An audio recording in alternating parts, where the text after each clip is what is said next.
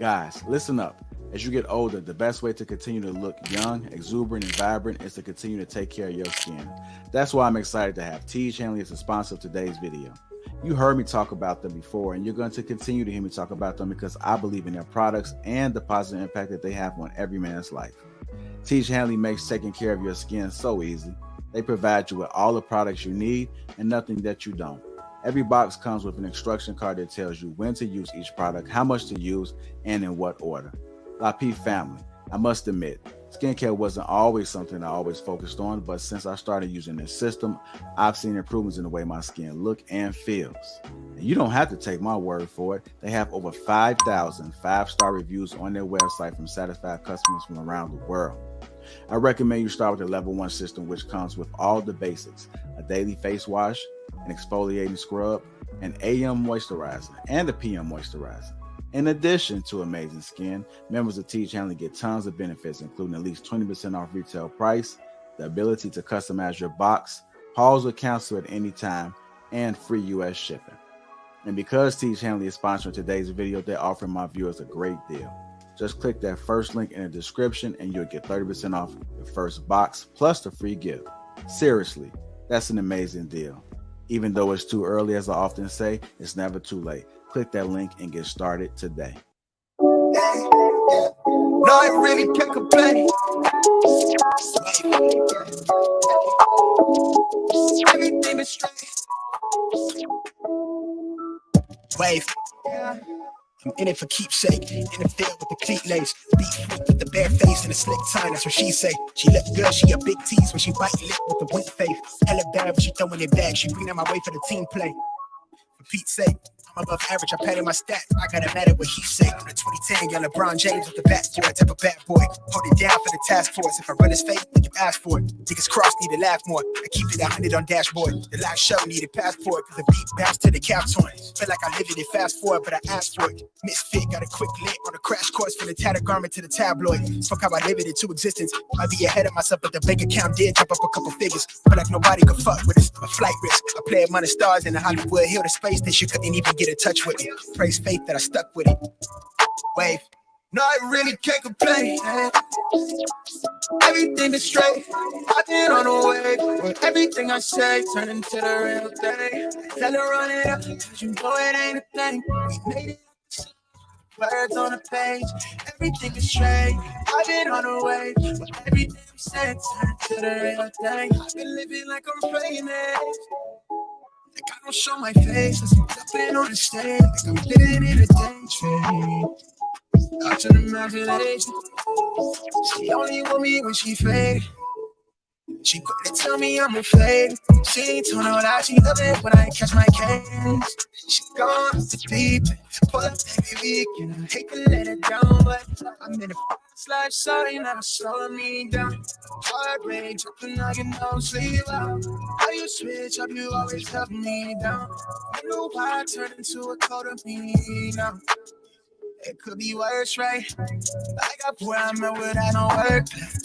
You tell me that it's love, but I'm knowing that it's madness. Swap when you got us for the same fabric. No, I really can't complain. Everything is straight. I've been on the way. Everything I say turn into the real thing. Tell them run it up, you know it ain't a thing. We made it out the songs with the words on the page. Everything is straight. I've been on the way. Everything I'm saying turn into the real thing.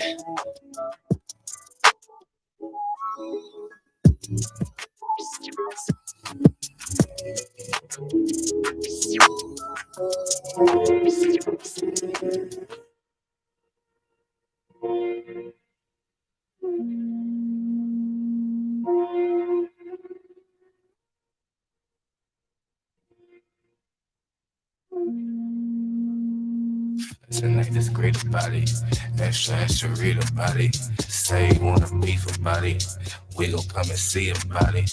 Flex tonight, this great body, extra read about it. Say you wanna beef about it, find out nothing sweet about it. Flexing they discreet about it. Extra read about it. Say wanna beef about it. We gon' come and see about it. Flexing they discreet about it. Extra read about it. Say wanna beef about it. Find out nothing sweet about it. Look, mile like 3-6 pulled up, ski trip cold winter. All my niggas eating good. I remember when we had no dinner. West side, east side, no side, both sides with me. Check, come and check, leaving flex season 12, come and get me. Gil, the run around, high speed, chasing all the big bags. Bending corners, bending rules, bending necks, Gil, the whiplash. Slide through hot night, warm butter storm, gutter drain lane. Young man, old habit, still let it, tryna let my chain hang. True story, new story, 2-story, condo, B&B. 4 bath, 1 me, no key, like I did a B&E. Me and me, so good, so hood, so not worried about it. 250,000 new views, old news, know you probably heard about it. Extra, read about it. Headline, word around town, flexing. Ballin' on my course, so I ain't worried about nobody out of town, stressing. Feeling like Hercules, murder these ain't no problem to me. Tried to tell the maid service don't come unless you bring it condoms to me. Flexing they discreet about it. Extra read about it. Say you wanna beef about it. We gon' come and see about it. Flexing they discreet about it. Extra read about it. Say you wanna beef about it. Find out nothing sweet about it. Moving, shaking, coming down to me. Stacking, racking, money, power flipping. Moving, shaking, coming down to me. Stacking, racking, money, power flipping. Moving, shaking, coming down to me. Stacking, racking, money, power flipping. Moving, shaking, coming down to me. Stacking, racking, money, power flipping.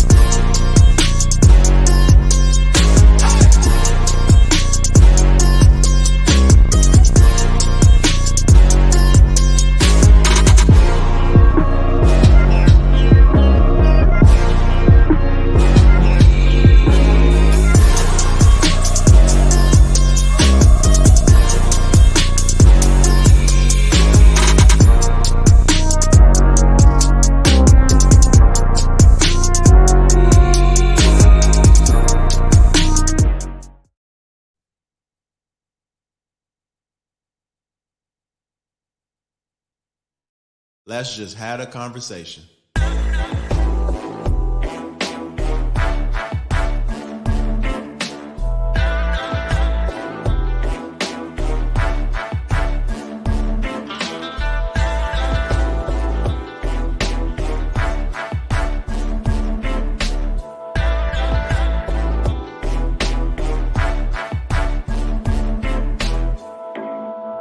y'all doing, family?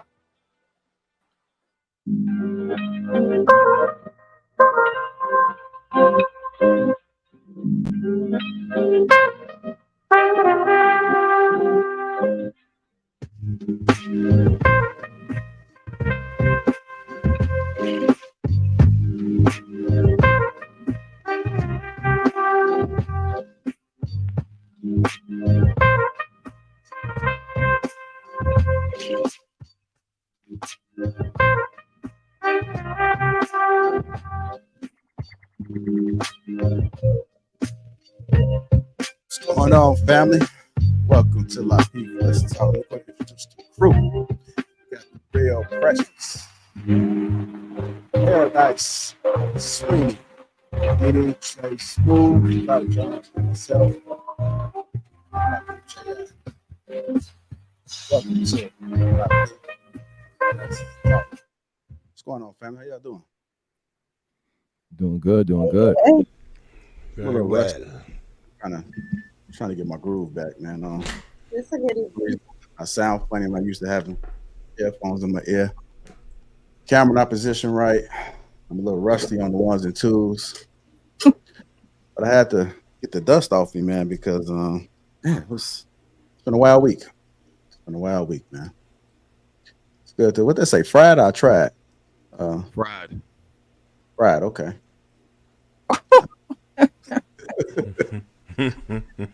I don't know. I don't know what that one, brother. I think you're trying to send us a message, man. So shout out to you for fried hat, man. For some reason I'm thinking about fried green tomatoes. I know you're talking about food. They couldn't be talking about nothing else. Anyhow, it's good to see you guys. On a short staff, man. There's supposed to be some more people popping up. I feel like somebody fell off, right? Yeah, Mr. White go left. Who else? Okay. Somebody else, right? Or no? Right. I don't know, man. Anyhow, we'll get it together. Hopefully, man. We on CP time as usual.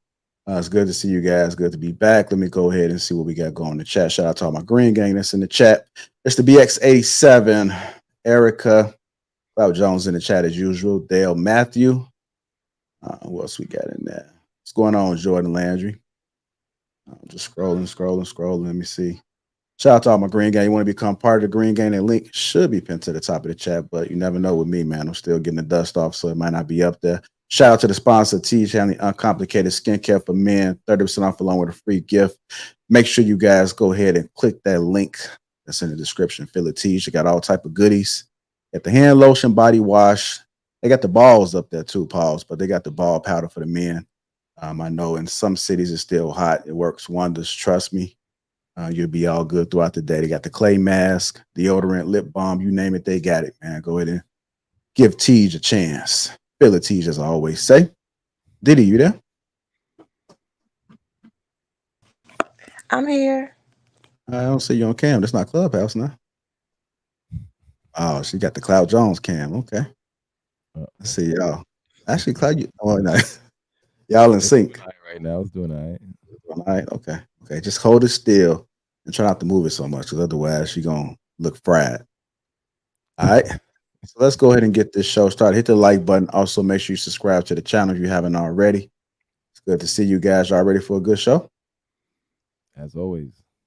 All right. I guess we all fried today, it seemed like, man. Everybody stuck a little bit. Was it ganja or was it edible? Oh, damn. I can't do that anymore. Slow you down too much, man. Okay, what the edible does? For me. Any greenery, man, I can't do it no more. Okay. Can't do it no more. Shout out to you, man. Nothing against it, but, you know. I try to clean you up that, man. Even with it being legal, you're still against it, man. There's nothing wrong with that, brother. It just shows your leadership qualities, man. Good deal. Hold on, we got is that Jay a story to tell? Let me click back. What's going on, Jay? There's a story to tell. My mic just sounds so funny in my ear. I'm gonna get it together, man. Let's go to get this first topic out the way, and I'll work on everything else. Hit the like button. Also, make sure you subscribe to the channel. As I said already, our first topic of the night. I'll talk about Tia Mowry. Tia Mowry. Why you saying it like that, man? She's able to give us some advice. We give advice every day, so why can't she give the women advice? But she speaks on the importance of self-love. Let me go ahead and play this clip, and we'll hop right into it. Would you give to a woman who's struggling in a relationship, and she's struggling in a relationship that she knows she needs to get out of? She doesn't know how.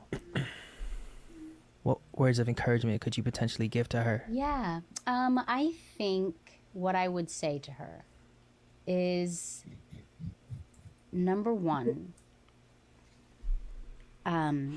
focus on self-love, meaning really look deep into yourself and really get to know yourself, understand yourself. And a lot of that happens in some sort of isolation, whether that is the meditation, the journaling, and just spending time with yourself. And the reason why I say that is because many of times I feel like the reason why a lot of women don't have the courage to get out of a toxic relationship is because they don't love themselves. They love that person more than they love themselves. When you love, truly, truly love yourself, you start to understand self-worth, self-value, and what it is that you deserve.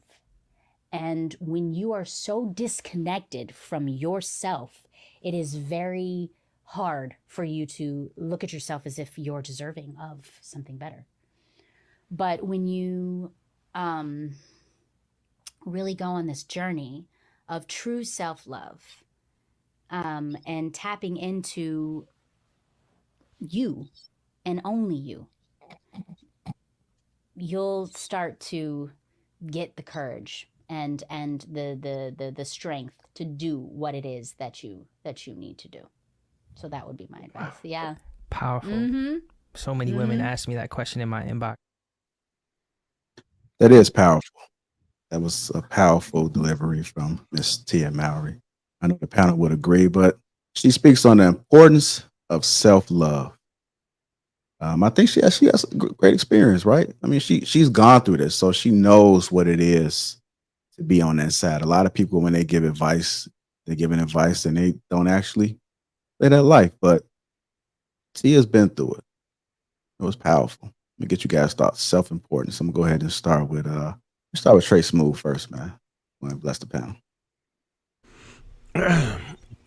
I feel like there is a little bit of truth to that. She really struggled there to articulate that. I'll say that for sure. But I say it's more so about self-worth, right? It's about understanding that you are going to be able to move on at some point and do most likely even better, right? If a person is not showing you the same type of love that you give, if they can't reciprocate, then yeah, you just have to move on. You have to be able to let go. You have to be able to understand, look, this is what I'm worth. I know so, right? And if you don't like the results that you're getting in the relationships, then you yourself, you have to take a look at yourself, be able to reflect and say, look, I must improve. There's got to be something that maybe I'm not doing if this type of thing keeps happening to me, right? A lot of us don't take the time to look at ourselves and say, all right, what did I do wrong? When are we going to hold ourselves accountable and say, listen, something ain't right? It's something that we all should go through as human beings, right? When you go ahead and you experience that heartbreak, at some point you have to look and say, all right, why? Let's try to analyze this, because the worst thing you want is to continue to repeat that cycle and get into a new relationship, and then it's affecting you just as badly. So that's something you don't want. So there's always something that you could have done a little bit better. Some people are just a-holes and they're going to mistreat you no matter what, right? But you shouldn't find yourself loving that person any more than you love yourself, ever, no matter what. So I would say that. Okay. We'll go to you, Didi. What are your thoughts about it? I actually agree with her a lot.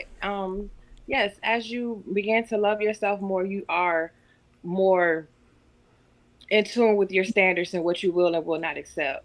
It's definitely you become more comfortable with being an asshole, as some would view it. But it's a lonely road at times. However, loving yourself is the best thing to do, and rather than to settle. So I definitely agree with her, and I feel like a lot of people do end up, for the sake of saying that they have someone, settling for a lot of bullshit, and they do love others more than they love themselves. All right. So you agree with her. Insurance. Go ahead, Paradise. I thank you, JR, because she said a whole bunch of bullshit. What? Not part of it. I do think that you should love yourself, but I don't think loving yourself is anti your partner. And I think that that's where we get it misconstrued. We're always trying to make it seem as if, like, in order to have this profound love of yourself that comes at the basis of you ostracizing and being able to walk away from a relationship. I don't think a lot of times people loving themselves have anything to do with them walking away from a relationship. It's literally that they just get sick and tired of going through the motions. They just get sick and tired. It burns them out. They run their course. A lot of times, even getting intertwined into that fear of their daily routines. Like, when they don't want to do something, they don't do it. But I don't think self-love has anything to do with that. And I think for her to even try to make that the jargon centered around why people don't leave relationships says a lot. But again, this is the same woman that said you can graduate from a marriage like it was a college degree. So I don't really chalk much up to Tia Mowry and how she feels in regards to relationships. All I hear is people need to start setting their boundaries before they get into a relationship with a person. That way, that when they do it in the adverse, it doesn't come out as if they're trying to attack their partner with their boundaries. There's no reason for you to be an asshole with your boundaries. You setting and implementing, reaffirming your boundaries doesn't make you an asshole because you finally decided to tell a person no. All right. Brother Sweeney, self-love, brother. How you feel about it? All right, I'm gonna do this without trying to attack her and her divorce and everything. I think that's unfair regarding this conversation. I will, however, say this. I find it interesting that every single solution to all these problems is always, oh, you don't love yourself enough. It's not that's the default that everybody goes to when somebody tells you it's difficult for them to leave a situation. It's not always about self-love. And I think, and I get that guy gets this question a whole lot from a lot of different women. You know what I mean? But there is no one size fit all for that type of situation. There's a number of reasons why somebody would stay in a situation that has very little to do with how much they love themselves. So if someone was to ask me that question, I would say, hey, look, I would need to know the particulars of your situation before I tell you how you can get out of that situation.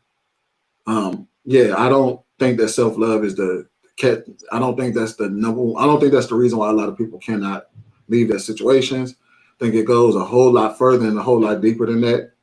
And we should be careful how we, instruct people in this regard. All right. Go ahead, Real Precious.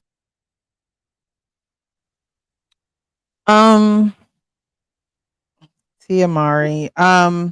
I think that people should love themselves, of course, but it shouldn't take a toxic situation for you to know that you need to love yourself. If you love yourself, you wouldn't find yourself in a toxic situation. If you love yourself, you wouldn't have someone asking you, well, if someone is in a toxic situation, how did they get out of it? They shouldn't have found themselves in it. And then if you do find yourself in it, love yourself enough just to walk away. You shouldn't have to ask all these questions or ponder on what they did and versus what you did. We talk about self-love, like Sweeney said, like, okay, that's the default solution to everything. And it's like, no, that's the solution that you should have every day when you wake up. You should love yourself. This is like ABC's 1, 2, 3 type of thing. This is not I get into a relationship, it didn't work out. He was toxic. Now I need to love myself. Now I need to go on this self-exploration journey. No. Where were you prior to him? What journey were you on? Where were you going? What were you doing? We can't sit here and say, "Oh, well, we need to love ourselves at 30, 40, 50." Like, what were you doing? Who raised you? Who raised you? Because why are you just realizing that you need to love yourself? And she struggled with the answer because she's still struggling to love herself. When it's love, it don't need an explanation. It just is what it is. So I don't understand the you need to. Yes, I do believe that people need to love themselves, but it needs to be a daily practice. It doesn't need to be a you know a emergency plan. Emergency plan. Go ahead, Cloud Jones. What are your thoughts about it, sir? I'm inclined to agree with Precious and Paris and Sweeney on this one.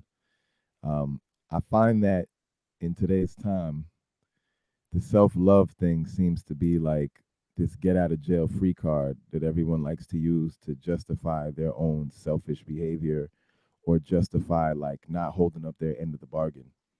And I don't want to be biased, but it's hard not to be considering the person who is speaking, because like Tia Mowry's situation, from at least from my understanding and at least from what her and her husband have discussed, it didn't really seem like she was in a toxic relationship, or at least it didn't seem like the toxicity was coming from her husband's end.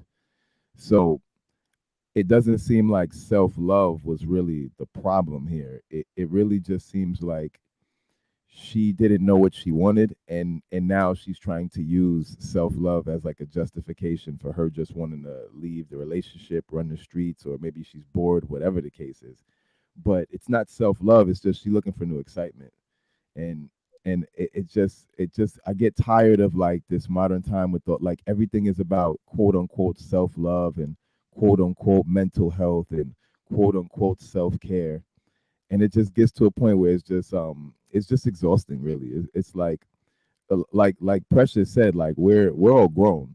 Like in your 30s, I think you should kind of know how to love yourself already. Like you should kind of know how to care for yourself already. And I mean, if you haven't gotten your mental health issues checked by the time you're in your 30s, then I hate to break it to you, but they probably not gonna get no better.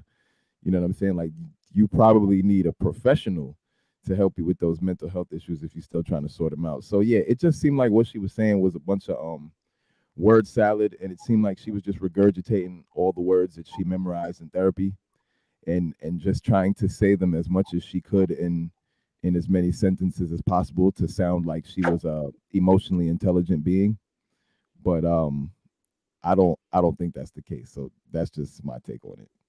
I had Go a ahead, Paris. couple other parts to add to that, and I find it quite ironic because it, we inadvertently end up going back to Tia's marriage. But even she said in regards to her marriage, like there was really no issues. They just quote unquote grew apart. Like there was nothing that warranted her to just be like, okay, this is terrible, this is toxic, this is unhealthy, let me just leave. She even went to say how her and Corey are still great friends, they love each other, all this other stuff. And regardless, right? And now you see her doing this transition where she's saying how she's not letting men who are emotionally intelligent when she's dating play with her.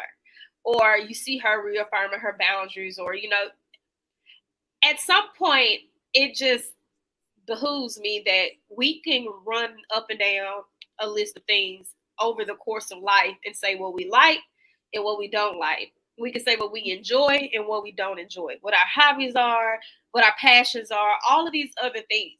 And you have no issue with doing it, especially when it comes to generating income, or when it comes to your friends, or when it comes to your family. But for some reason, it's very lackluster in the department of your partner, and then it always ends up in you being better than them. And I think that that's where it's the the barrier for me, because at what point, again, does loving yourself and having someone who reasserts you and loving yourself and boosts you up, and you're doing the same thing for them and reaffirming them, at what point does that look like you didn't do your own self-justice? And at what point, when doing your own self-justice and love, does that look like fuck them? That's where I get lost. There's a disconnect there, because you can have that same love for yourself and love your kids. And that should take a lot more out of you than loving another person. You can have the same love for yourself and love your parents.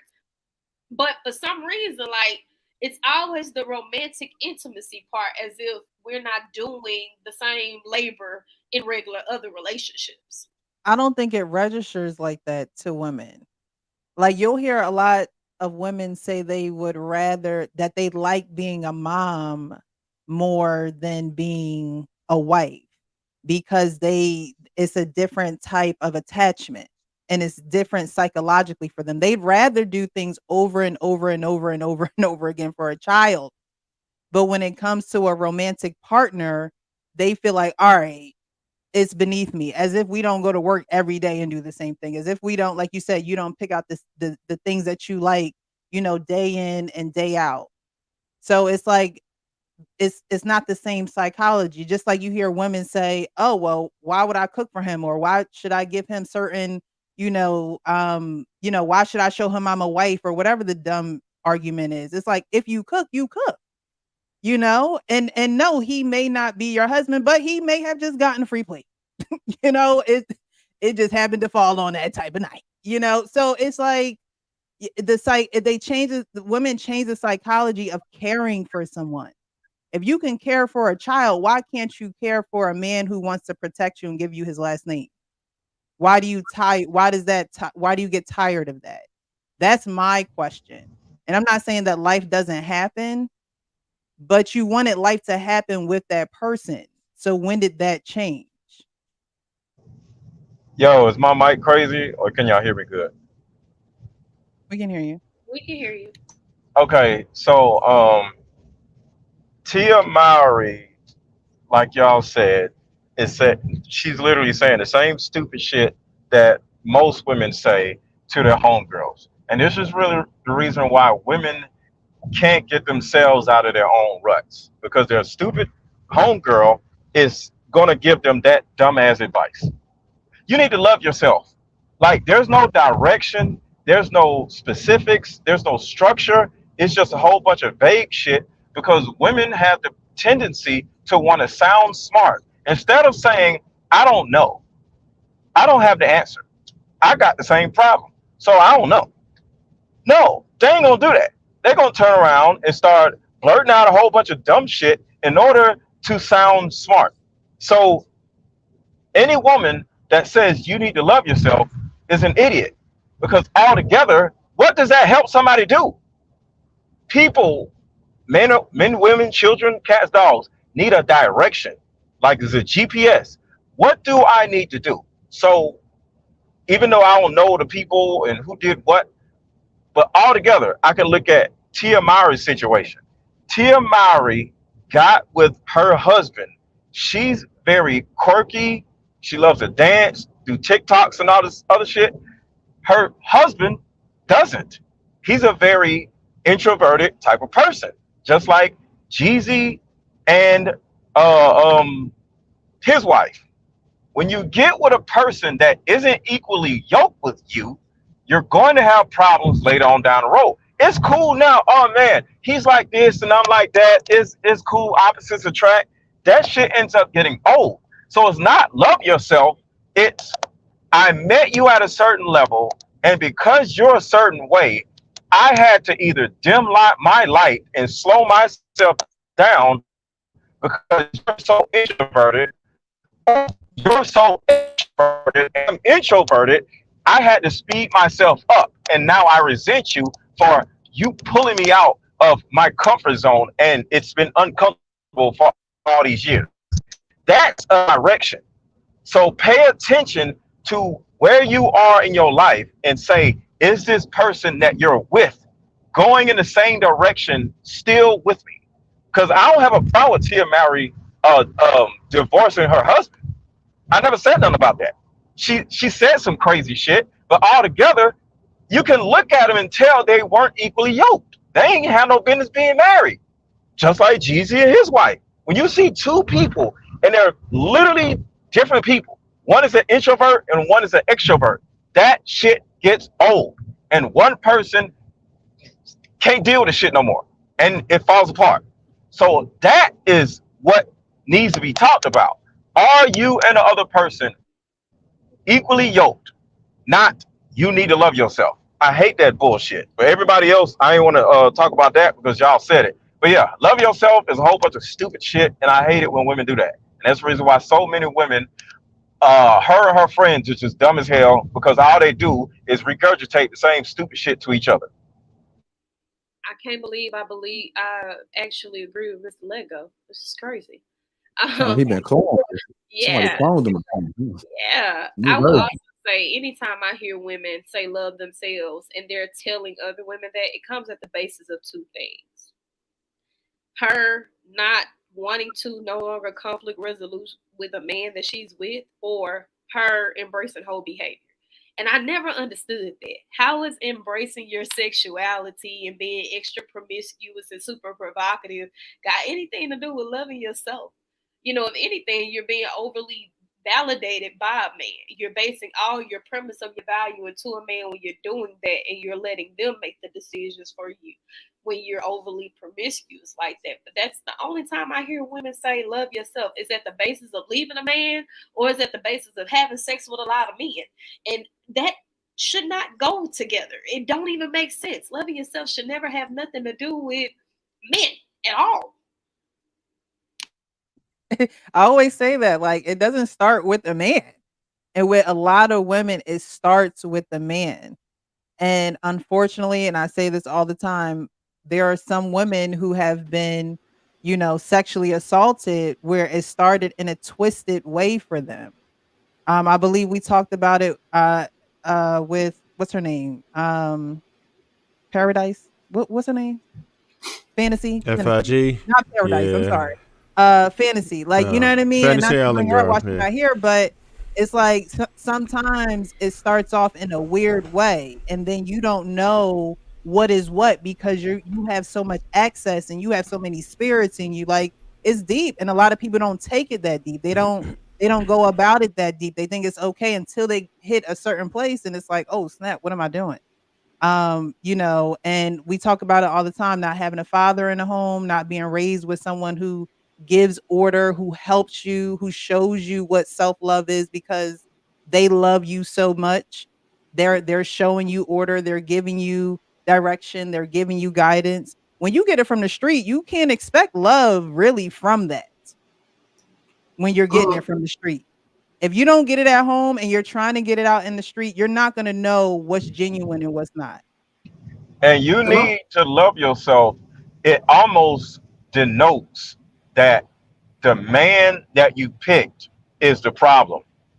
It's like love yourself so you can pick a better man. So it's almost blaming the man without saying anything about the man because it denotes like loving yourself. What does that mean? Like it I was just means about to ask that question. you need to find a better man. If you love yourself, you'll find a better man. What if you're trash? What if you're the problem? You loving yourself does not say you're the problem. You not loving yourself means you picked a low vibrational man. And if you start loving yourself, you'll attract a better man. But it doesn't say what you have a problem with. And these chicks, like I said, the best friends, the BFFs, they know that their best friends are hoes, they're slow, they're too erratic, they're too emotional, they like to fight, they're argumentative, they don't know conflict resolution. The best friend knows what her problem is. Instead of telling her what the real is and it's her issue, because it's always us. It's my issue in my relationship, it's your issue in your relationship. It's always us. So when your best friend turns around and says, girl, you know what? Just love yourself. She's a shitty friend because it's a denote that it's the man's fault without saying it's the man's fault. And women we have to be able I don't know if I talked about it on my show or on AMP, but we have to be able to tell each other things in love. Now, I'm not going to tell somebody something in love if they don't, if they don't, if they don't want to receive it. I'm just not doing that. But we have to be able to tell women things in love, and if you don't want to receive it, you don't want to receive it. That's on you. I'm not losing any sleep, but I'm not just going to tell you something that's going to make you feel good. If I'm your friend, I'm not going to tell you something to just make you feel good, because I'm going to get tired of you coming to me about your issues that you don't want to change. And the only thing that's constant in life is change, and that you're not going to get any time back. So you're not going to waste my time because you don't want to fix the issues. And not to even say that you have to take my advice, but you have to wake up. We have to wake up, and can't keep repeating things over and over again and then say we have to love ourselves. But Precious, women are afraid of their friends. They're afraid of black women. They're afraid of black Twitter. It's a I don't know. Women are just taught or just, I don't know, just socialized to not piss other women off. So it's almost robotic that women do this. You need to love yourself. And let me get out of here because I don't want to say nothing stupid. So it's like you need to love yourself. It's kind of like, hey, I empathize with you. This is my way of saying, I care about you. So don't ask me nothing else because I don't want to say nothing stupid. You know what I'm saying? So love yourself is, I think, a way of making sure she doesn't piss the other woman off. I may be wrong. It's just a space filler. You see how he asked her a question and she's like, I would tell them to love themselves. It's like, Yeah, it's a space it's filler. like, Yeah. come on. Yeah. It's Yeah, like, come it was on. like she was looking for the generic answer just to Right. put that out there. It's Yeah. So But honestly, you should honestly say that you don't know how to love yourself. Don't tell a woman to love themselves, because obviously you see them doing things where it's not representative of them loving themselves. So you can't Yeah. say love yourself.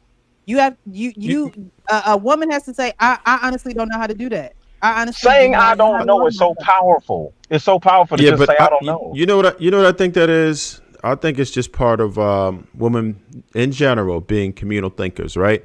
And staying on code. Because if she would have said something different, now you got to worry about the backlash, right? So that really just looked like the perfect PR answer to me. But But she's why been are saying women that since so the beginning of afraid? time. Why I are women really, so afraid? That's my I question really to the ladies. All right, I want to get say, Swinny. I know Swinny wanted to say something too, y'all.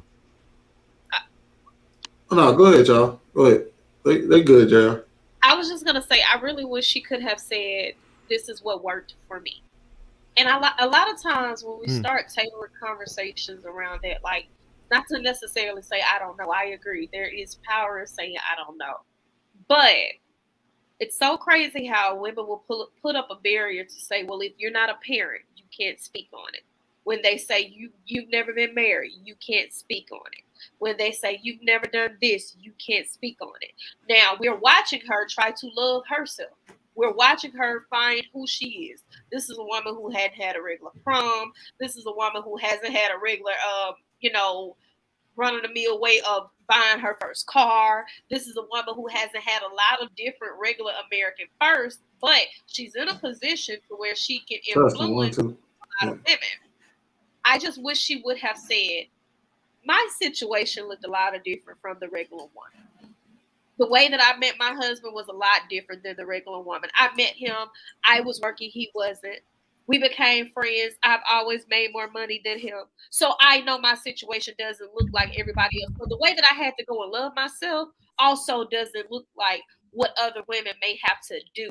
The work that I did for me looks like this. If she would have did that, I think that would have had a lot more power than trying to give a universal generic answer that other women can opt into, because it's clear that she did not know. So I asked one of the ladies because oh shit. So when I was talking that whole time, y'all couldn't hear me? Yeah, we can hear you. Just on the computer. Oh shit. Well, I did ask somebody in chat what was their idea of self-love, and I think I might have been mistaken. who said it. Mistaken. She said it's not about self-absorption, but a means of knowing your worth/value. Have a high regard for your well-being, doing things that will improve you. All right, so I see what she's saying in the first half of that. I don't see how the second half will correlate with that, but that's probably the only time I've ever heard a lot of people say self-love as well. When they say, "Oh, well, when you learn how to love yourself, you know what you learn your standards essentially." What do y'all think of that? No, it's some bullshit Yeah. because your value depends on the marketplace. So when women say know your value, that's the same bullshit as love yourself because your value depends on what you can.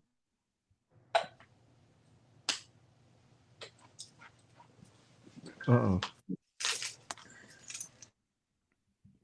I think we lost them.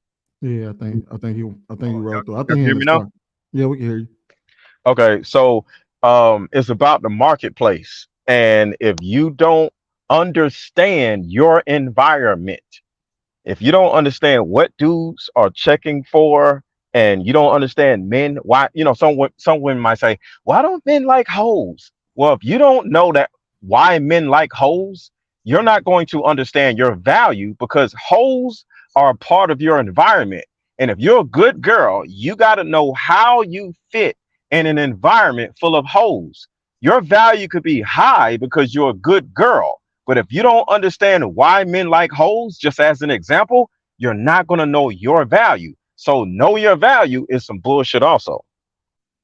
I agree with that. I was going to get Diddy in that. Diddy, you still there? Go ahead, Cloud. Yeah, I was gonna say I agree with Mr. Let Go on that. I definitely have always felt like this know your worth thing is like a strange statement to make because self-worth is one thing, but worth in general is always determined by a market. It's always determined by a group. So to sit here and say, you need to know your worth, it's almost like really what it is. It's like people are trying to set their own price, as opposed to know their worth. And it's like you can set your own price, absolutely, but that doesn't mean that the market is going to accept that price. The only way you really are going to know your worth is really when you set your price and then the market responds to it. So a lot of people will say, "Oh well, I'm wife material. Somebody should marry me." But if that's what you are, then the market should reflect that. Or if a dude's saying I'm that guy, the market should also reflect that. All right. Going once, going twice. Diddy, you there? I'm gonna go ahead and keep it moving. Yeah, guys, just tuning in. Welcome to Lapeef. Let's talk. Just make sure we hit the like button. Also, make sure you subscribe to the channel. We're gonna go ahead and get into this next topic. We talked about self-awareness when it came to Tia Mowry. Like I'll say Mowry. We talked about self-awareness. So we're gonna go ahead and cue up this next topic, which is I'm rusty today. I'll take a self-aware person over a self-conscious person. I'll take a self-aware person over a self-conscious person. Say no, Sweeney? Huh? No, I was wiping my eye. No, you good. Okay. With anybody that is honest, open, and transparent. I can't work with somebody that can't see themselves. I'll take a self-aware person over a self-conscious person any day. A self-conscious person will blame everybody else. A self-aware person will know, here's where I've contributed to this mess. When I sit down with a couple, whether they're premarital or whether they're already married, I'm always asking myself as they're talking, can they hear themselves? When I say, okay, husband, what do you got to say about the wife? And he's like, she's this, but he didn't say nothing about him. Mm-hmm. I'm like, okay, this dude is self-conscious. Hey, wife, what's going on in the marriage? Well, he does this, and he never does that. And I didn't marry him for this, and he does that, and he won't do this, and he won't do that. And I'm sitting there thinking to myself, and you ain't done nothing. Mm-hmm. You are the perfect wife? You are the perfect wife? I'll take a self-aware person over a self-conscious person any day. Can you replay that real quick, just one more time? Gotcha. I can work with anybody that is honest, open, and transparent. I can't work with somebody that can't see themselves. I'll take a self-aware person over a self-conscious person any day. A self-conscious person will blame everybody else. A self-aware person will know, here's where I've contributed to this mess. When I sit down with a couple, whether they're premarital or whether they're already married, I'm always asking myself as they're talking, can they hear themselves? When I hear when I say, okay, husband, what do you got to say about the wife? And he's like, she's this, but he didn't say nothing about him. Mm-hmm. I'm like, okay, this dude is self-conscious. Hey, wife, what's going on in the marriage? Well, he does this, and he never does that. And I didn't marry him for this, and he does that, and he won't do this, and he won't do that. And I'm sitting there thinking to myself, and you ain't done nothing. Mm-hmm. You are the perfect wife? You are the perfect wife? I'll take a self-aware person over a self-conscious person any day. All right, let's go ahead and dive into it. I'll take a self-aware person over a self-conscious person. I'm going to go to you first, Diddy. What are your thoughts? He didn't describe anybody that was self-aware. I mean, the guy in this scenario didn't take accountability, and neither did the woman in his scenario. So what the hell was he really talking about? That was the point. That's what he was talking about. That was the point. Yeah. So he was basically saying he'll take a self-aware person, a person who can have self-accountability, a person who can acknowledge the part that they play in situations, and who's open to hearing things about themselves and recognizing their behaviors, as opposed to a person who's always placing blame. Yeah, I understand that, but it would be nice to give an example of versus there was another person I had that said, well, I did that and I did this and that and the third. If you're going to give examples of types of people, it would be nice to give examples of all of the descriptions of what it looks like to be accountable. I think he did it inadvertently, though, Didi.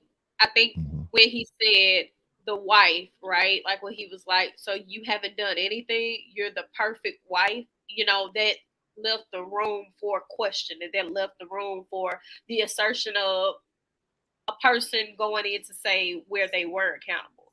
So, of course, the premise of the video is he would take a self-aware individual over a self-conscious individual. The self-conscious people, they place the blame. They can always tell you what other people have done. They can't acknowledge anything that they have done. Okay. You understand now, Didi? It wasn't that I didn't understand in the first place. I just thought it was stupid. Okay, gotcha. All right. I'm calling HR on you, Didi. I feel offended.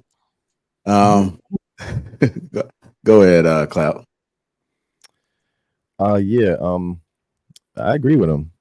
I definitely think that a self-aware person is definitely someone who's willing to take accountability, and someone who's willing to really like look at themselves and be like, okay, like where was my fault in this? It's very what's the word? It's a great feeling when you're talking to someone, dealing with someone who has no problem being able to say, you were right. You know what? I was wrong about that. You know what? I could have did that differently. You know what? That makes sense. I didn't think of it like that. Like, that's someone who's self-aware. A self-conscious person, usually when awareness is brought to them, it usually makes them feel insecure. So you might point out something they're doing wrong, and to them, that's an attack. To them, that's like, oh, you're trying to play me, as opposed to being like, hey, this is here to help you, or just to help you reflect and see where you're messing up and what you can do better. So absolutely, self-awareness is way more valuable, at least to me personally, than self-consciousness. All right, go ahead, Trev. I kind of understand where Diddy was coming from in a way, only because a person can be self-aware and self-conscious at the same time. So, I mean, from what we understand self-conscious to be is just them, like Clout was just saying, is insecure about things, right? You could be self-aware, but some things that you're self-aware about could make you self-conscious. So I can understand why that might run a little bit of confusion. You know what I'm saying? For what we all understand to be self-conscious. Now, what I will say is a person who's self-aware, most of us aren't.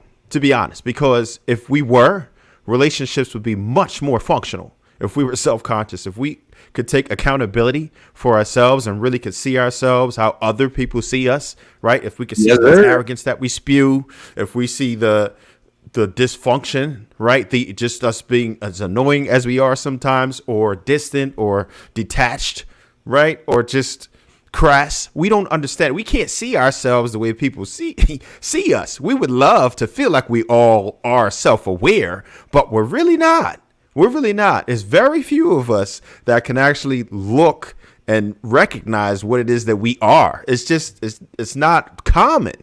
So of course we would rather that, but that's not realistic, right? Most of us are destructive when it comes to relationships, right? Because we don't understand the pain that we actually inflict on our significant other, right? Most of us struggle with empathy, right? It's very difficult for a person to be self-aware because sometimes we do love ourselves so much that we can't see the wrong in what it is that we do. And that's the biggest problem that we have in relationships, because by our own accord, we think that we're doing the right thing. We always feel like we're in the right. For the most part, none of us go out and deliberately try to do wrong. Sometimes we subconsciously justify things that we shouldn't, but mostly we think that we are right all the time. That's just how humans behave.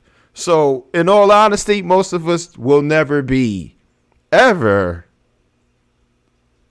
that.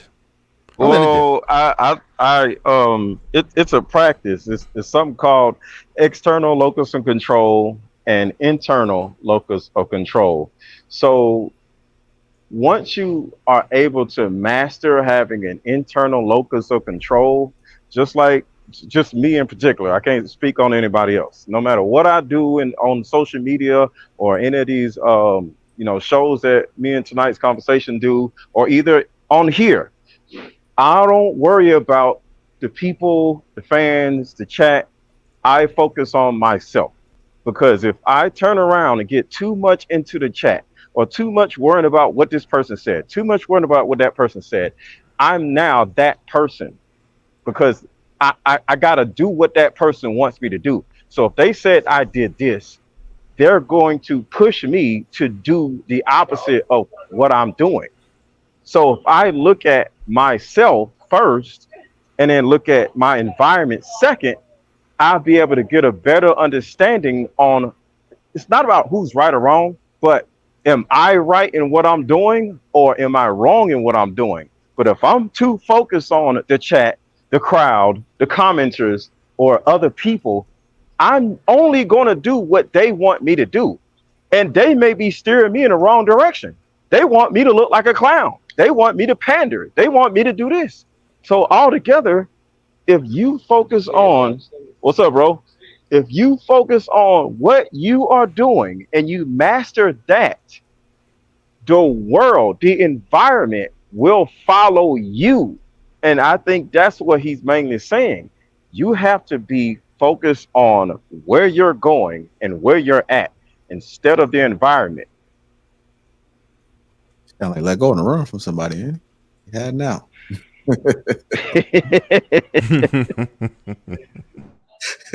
Lego not here no more. He moved out. Go ahead, Bear. I've been on tour.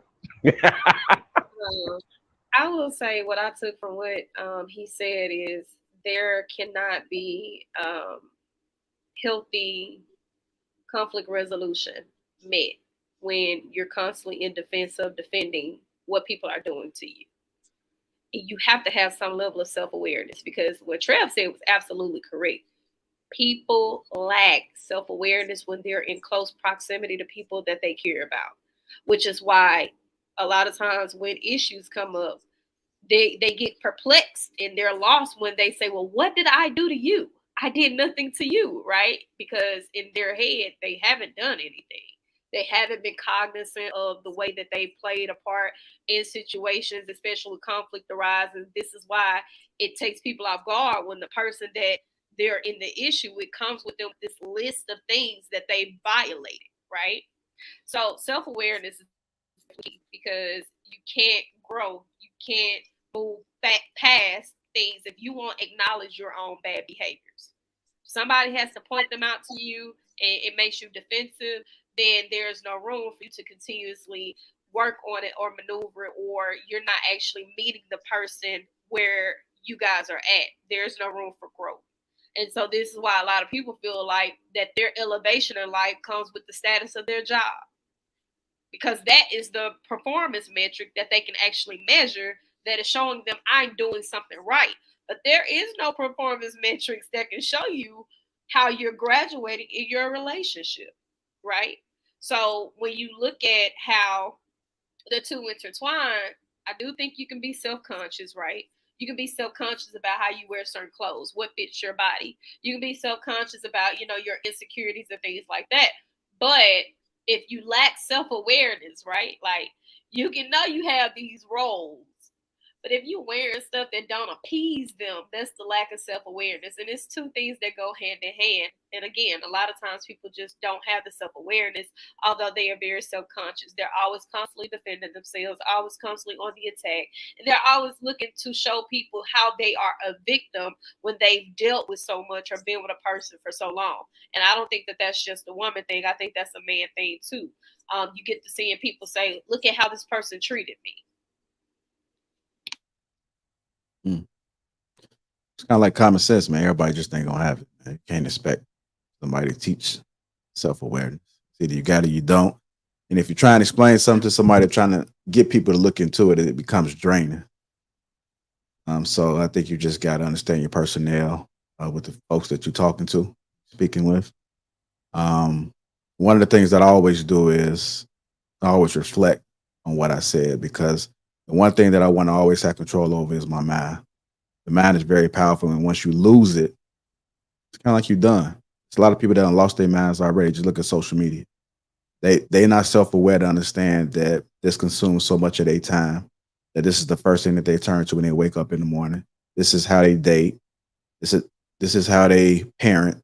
Everything revolves around social media, and they're not self-aware to understand what's going on. I just seen a picture of Drake with some little barrettes and some colors in his head, and I seen him with his nails painted. And then I've also been seeing some of these conversations that's been going around as far as, is it something that's going on in the music industry, and Clout may know about this, that we are unaware of? Is there some type of agenda that's being pushed? Are these people worshiping outside? It's something strange going on. For me to see that picture that I saw today of Drake, It's always been something going on in the music industry. but it's something funny with that, man. I don't understand how this is okay. Like, how do we get here where you're able to put these, I don't know what the things called, little clamps or something in his head, multicolors, and I caught him with his nails. Like barrettes?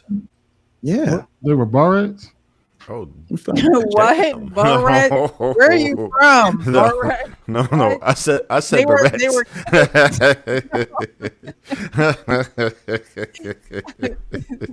yeah. Oh man, They were clamp. They were This like is- clip. They were like hairdresser like clamps. They were colorful. Yeah. Well, listen, I'll tell you this about Drake. Drake is one of the best trolls in the industry. And when you saw him do that video where everybody was just putting him in different atmospheres and all of that, where he had the lights, like the green, and he's doing it on purpose because he knew people would take it out and then just put him in all different types. It makes you go viral, right? He'll do it by any means necessary. And females still are attracted to him. They'll still do whatever he wants. He doesn't care. He knows it's wrong. But he doesn't care because he's not going to suffer any consequences of it, right? The people around us will check us. The people around him are not going to check him for wearing nail polish or barrettes, clips, whatever he got, or just being, extremely feminine, right? And you're rewarded for it. This is what the algorithm does. It rewards you for it. It's strange. People look at it. People talk about it. If we ignored it, you know what would happen. It would be nothing. They'd be like, man, forget him. Nobody share it. Nobody talk about it. He just disappears. Most of the money that he generates is because he's always relevant, right? Like his SEO is crazy just because he knows how to do things just to keep his mentions up and to keep his shares up. The people that he has around him are probably instructing him to do a lot of this stuff because it's what works. In the society we have today, Gen Z especially, they don't care. There are no rules, right? You can wear anything. You can do anything. And the more bizarre, the better for them right now. That's just what's hot. That's nothing that I would ever engage in, but and I wouldn't let my children do it either. But society in general right now will really watch that. And we contribute to it too, because anytime that we report on it, we just letting more people talk about it. So we're perpetuating it. It's almost no way to stop it unless we just say the hell with y'all. We're going to ignore you. Every time you do something real stupid, we're going to ignore you. That's what they taught us as children that. What do you do to people who just trying to get your attention? Ignore them. When they doing things that aren't worth rewarding, you ignore them. And then they eventually stop. No, I'm not. Oh, shit. Damn. What we doing? Hold This on. a good look, bro. Wait a minute. I seen it. Bro. What, I seen another bro. He I think said- he Prince. Wait a minute. Yo, I'm not gonna lie. I seen Deion Sanders with Bro. a dress on today. What? Nuh-uh. Deion Sanders literally went on stage with a dress and a wig on. I promise you. I sent it to Bro. y'all. I promise y'all. No. I seen it today. Bro. I don't know, you have Why? to Why? now. Deion Why? Sanders. Yeah. And No, he I said can't, nah, something. man, that's got to be. Down like No. That's that. It wasn't from his account because they tried to do that No, to LeBron listen, James. listen. No, and it was he fake. Went, it was he AI. went out on stage and danced on stage. It was an event. How was he If some- dancing? We all know he got amputated. Come on. Like, was it And he- really him? For and real, he bro? was running around dancing, and then he stopped and said, Running around? I don't believe it. can do a man need to do this or something like that? Can a man stand like this? I'll send it y'all. Wow. Yeah, you should Blasphemy. Oh man. Wow. Universal just cut Let Go off for talking about Drake. Well, I mean, this was 2015. Like he had he was in a dress. 2015. Damn. Yeah. I don't know how we even stop that. How do you combat that, man? I don't know. Oh no. Was that a pink wig? Mr. Lego, is this what you talking about, bro? This old. Hold on. That's old. What? I'm just coming back on. Yes, this is it. Oh, hell. Yeah. Yeah, they say 2015 looks like. I don't care about it being old. Deion Sanders did it. I don't know when it was. Yeah, it never goes away. Man, the tutu. Burn them out.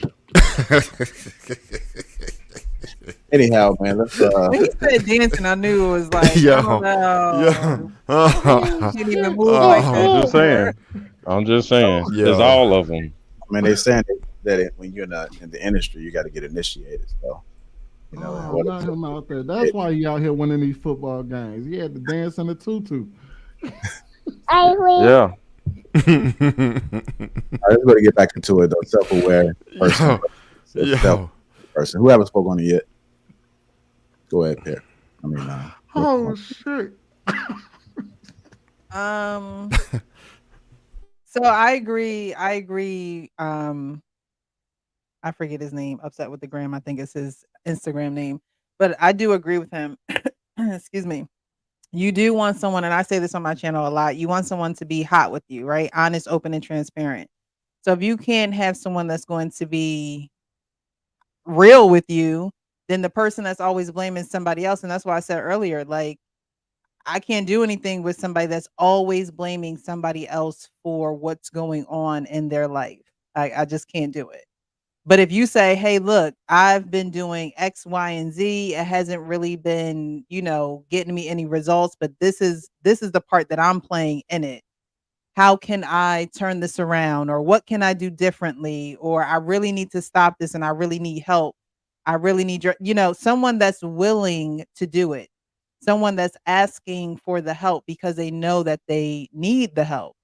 I think it's an African proverb that says, if you want to go fast, go alone. If you want to go far, go together.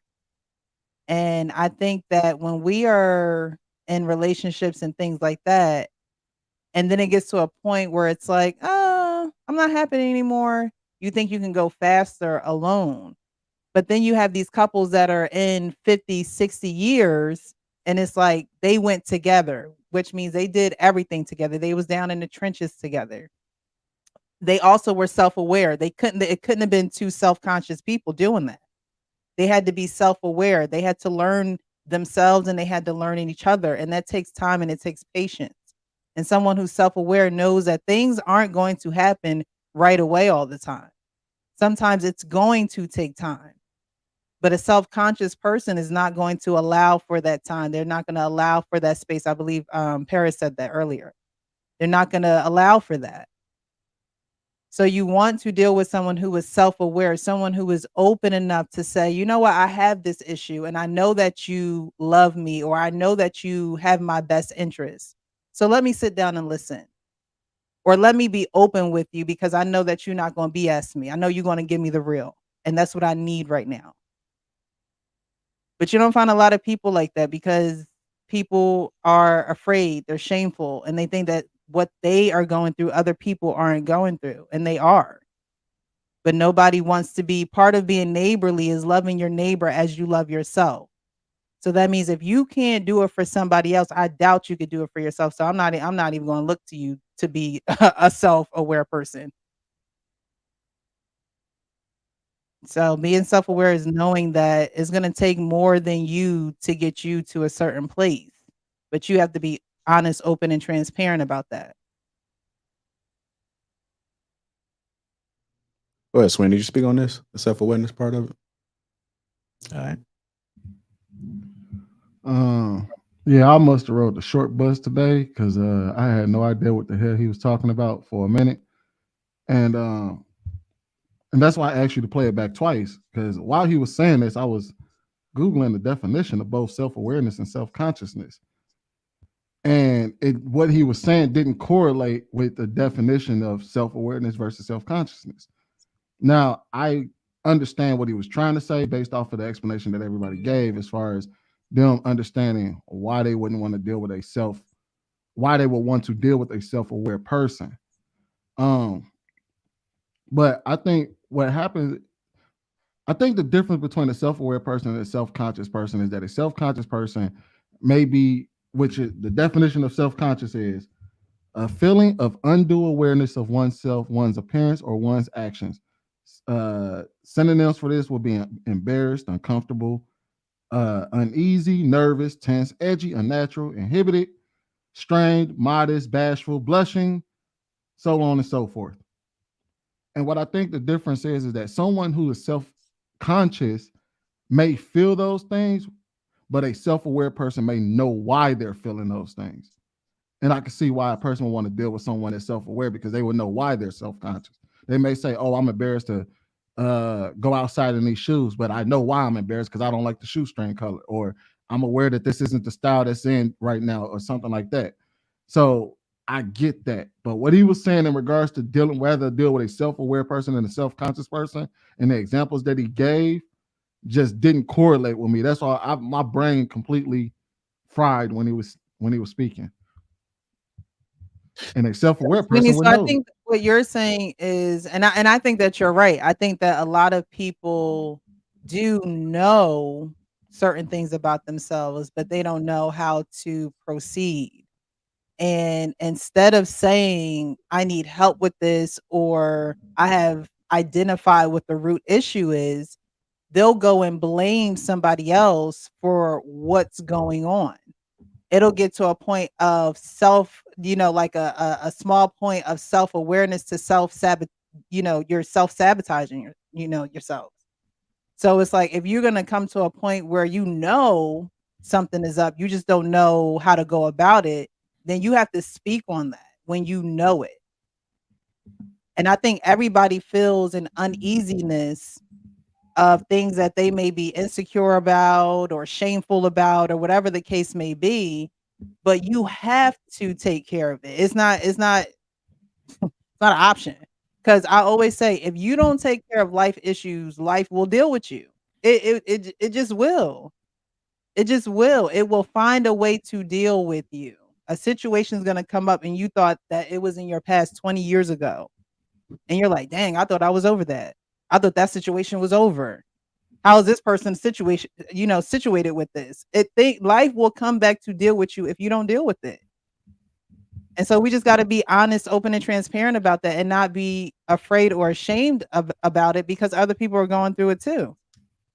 You said And the so maybe right that's word. where you need to start with the people who are going through it too. Maybe find concentrated groups that are catered to what you're going through instead of trying to jump in the sea of social media. If you're looking for help on social media, don't. All this is about shame. Don't. Precious, you said the right word. You said shame. People feel shame when they're self-conscious. When you're self-aware, you have an understanding of shame is not the problem. Shame is going to make it worse. So run around just worrying, run around feeling shameful is only going to make it worse. So when you're self-aware, you start looking for why you feel shameful, kind of like what Sweeney said. And once you change that, you can actually change yourself, because worrying about what other people are thinking about you ain't going to change nothing, but make it worse. So it goes back to the external versus internal locus of control. Hey, Mr. Lego. I ain't hear nothing. He said all I heard Hold on, was, wait, hold on, wait. Mr. Lego. That was that was very beautiful what you said. But I got a question for you. Hold on, they said they couldn't hear me. I'm in the hospital, so I was gonna say, did you add everybody's okay. babysitting? Did you add babysitting to the eating ass and buying tires? I'm with my daughter. We're in the emergency room. Everything's okay, Precious. Everyone okay? Yeah, everybody's okay. It's just concerns, and we're like, oh. So we just here. Everything's okay though. When did you have a young baby? That baby sound no older than like 5. When did this happen? I got a grandbaby.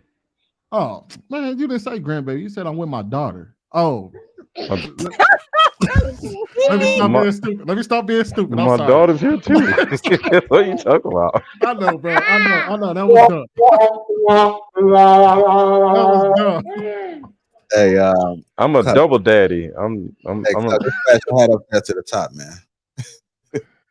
You said what? I was trying to pass his hat to the top, man. I was gonna say, Cloud, just throw the heck the Yeah, man. That was super dumb. You're right. And then one up. Yeah, we just toss it up there tomorrow. I am riding the short bus today, y'all. I apologize. Shit, but you want to know what? I'm like, damn. I'm like, Sweeney got his ass. So I was right behind on the short bus with you, Sweeney. It's glad that I wasn't alone though. I'm glad I wasn't alone on that one. Yeah. Oh, y'all was wondering why do y'all hear a baby 12 o'clock at night, 11 o'clock at night? Yeah. Then like I heard like something about vegetable aisle 28 or something. I'm like, what's going on? Where you at? Yeah, I'm in the emergency room waiting. Okay. But everything good though, right? Yeah. Everything's good. She's running around acting crazy, so which is good. It's good to hear, man, that Lego does have a heart, you guys. So of course, I'm all about family. It's not women are children today, it's Legos today. No, women are definitely children. Guys, I have to go get ready for work in the morning. So good night. It's been a pleasure. What? I'm so confused. She ain't even said nothing. Now she finna go. I'm gonna have to. You guys are talking about nothing, and I have to go to work in the morning. Good night, hon. Wow. That was crazy. Good and goddamn well. Matter of fact, never mind. Damn, Mr. Lego. This was the week we should have said you can bounce. Yo, she bounced too quick. I would have said something. Oh While the shit. look in her eyes when she was in the background, looked like she about to be doing a lot of bouncing. Well, I mean, the conversation. It's not toxic today, so some people look for the toxicity. Anyhow, we're gonna keep it pushing, man. Self-awareness. Everybody spoke on it. Yeah. Okay, guys, just tuning in. Welcome to Lapeef Let's Talk. So make sure we hit the like button. Also, make sure you subscribe to the channel. Shout out to the sponsor again, Teach Hanley, Uncomplicated Skincare for Men. 30% off along with a free gift. With that being said, we're going to talk about, let me bring this topic up real quick. We're going to talk about sexual discipline in a man. Sexual discipline in a man. We all know everybody exercises that, so we don't have no problems out here. We're not the one with the problems, right? You measure or discern sexual discipline in a man? What do you see in him to know, okay, this is a brother here? Well, you know immediately by how he tries to handle you sexually. Wow. Immediately. So however you try to handle me sexually, then I automatically already know truthfully what you are on. It didn't take long. This is why a lot of women often also say, we wish just if that's what you want, just say that. That way we can have a conversation. Either if I'm on that, I can be on that. And if I'm not, I can tell you that and you can go on your way. The transparency of people being upfront. But I know in the moment that I meet a person, I immediately know sexually, depending on how they engage me, what their intention is. All right, let's go ahead and hop into it. Sexual discipline in a man. What are your thoughts about it, Clout? You're on mute. You in the chat, man. Yeah, I was a little distracted in the chat, but yeah, can we bring it back? Can we bring it back? All right, I'll play it back for you, man. Go ahead, Precious. Appreciate it. It's important for men to have sexual discipline, but I think that when you're self-aware, you can't really tell what his intentions are because men are just sexual creatures, but you can tell what his appetite is. And if it's not matching with your appetite, or if you're not feeling his appetite, then I think that men will do things to push their luck, and they do things to test a woman to see how far she's going to go. And so you can tell that in a man. You can tell if a man is, just trying to get to know you, genuinely trying to get to know you. You could tell if a man is touchy-feely because he always want to put his arm around you, or he want to you could just tell little things by being with the man what I would say his sexual appetite is. It doesn't mean that he's not sexually disciplined.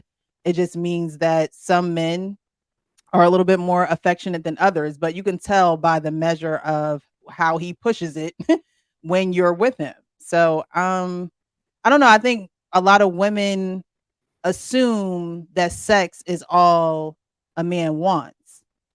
And in some cases it is, but I also think that you can't automatically assume that. But in today's world, you got the Me Too movements, all that. So I don't know how women really, play on a man's sexual discipline. I don't think that women think that men are sexually disciplined, honestly.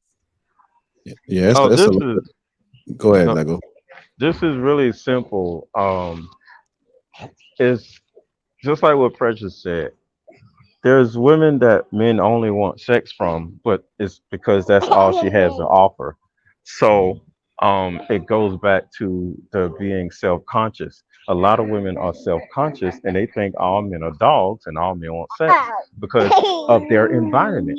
They're used to dealing with men who only want sex from them and it goes back to the last topic about value. If you don't value yourself and the marketplace doesn't value you and you're not making changes, all men are going to want is sex. So it's all about you. We don't just want sex. We just want sex from certain women because they don't offer nothing else. So if a woman feels like a man doesn't have sexual discipline or men don't have sexual discipline, it's her and not the men because we value women for what they have to offer. But if it's just sex, we're just going to take that because that's really the lowest common denominator in what we want from a woman. So if any man is wanting sex from a woman, that's it. That is all he sees in her. It's not what he wants. It's what he sees because we always want sex from all women. But if that's all we want, it's all we see. I agree with that. So again, they kind of lost me again because he asked about sexual discipline, and then she goes on a tangent about not being able to discern it between whether a man wants her only for sex or if he supposedly wants more or something like that. I'm like, that has nothing to do. What she described had nothing to do with sexual discipline. So to speak to, in particular to her, what she claimed it was, it kind of goes along with what Mr. Lego said was that she has a hard time trying to figure out what a guy is there for. And the reality is, as Mr. Lego said, all men want sex. But is that all he wants from you, or does he want more? And the reality is that a lot of dudes, some dudes are more forward than others. Some are very more subtle than others. Some guys can come up straight to you and tell you, yeah, all I want, I just want some ass and we can go on about our business. Some dudes try to ease their way into it. So I don't know, bro. Y'all, JR, you losing me with these people who just so. Yeah, Leko had a great point with that. Women really do need to understand that if that's how he coming, then that's all he sees in you. That's a major issue. And as far as men having sexual discipline, most of us don't. And why should we? We're literally biologically wired to procreate. Why do women think that they can shame us for wanting to have sex all the time? That's what we feel like doing.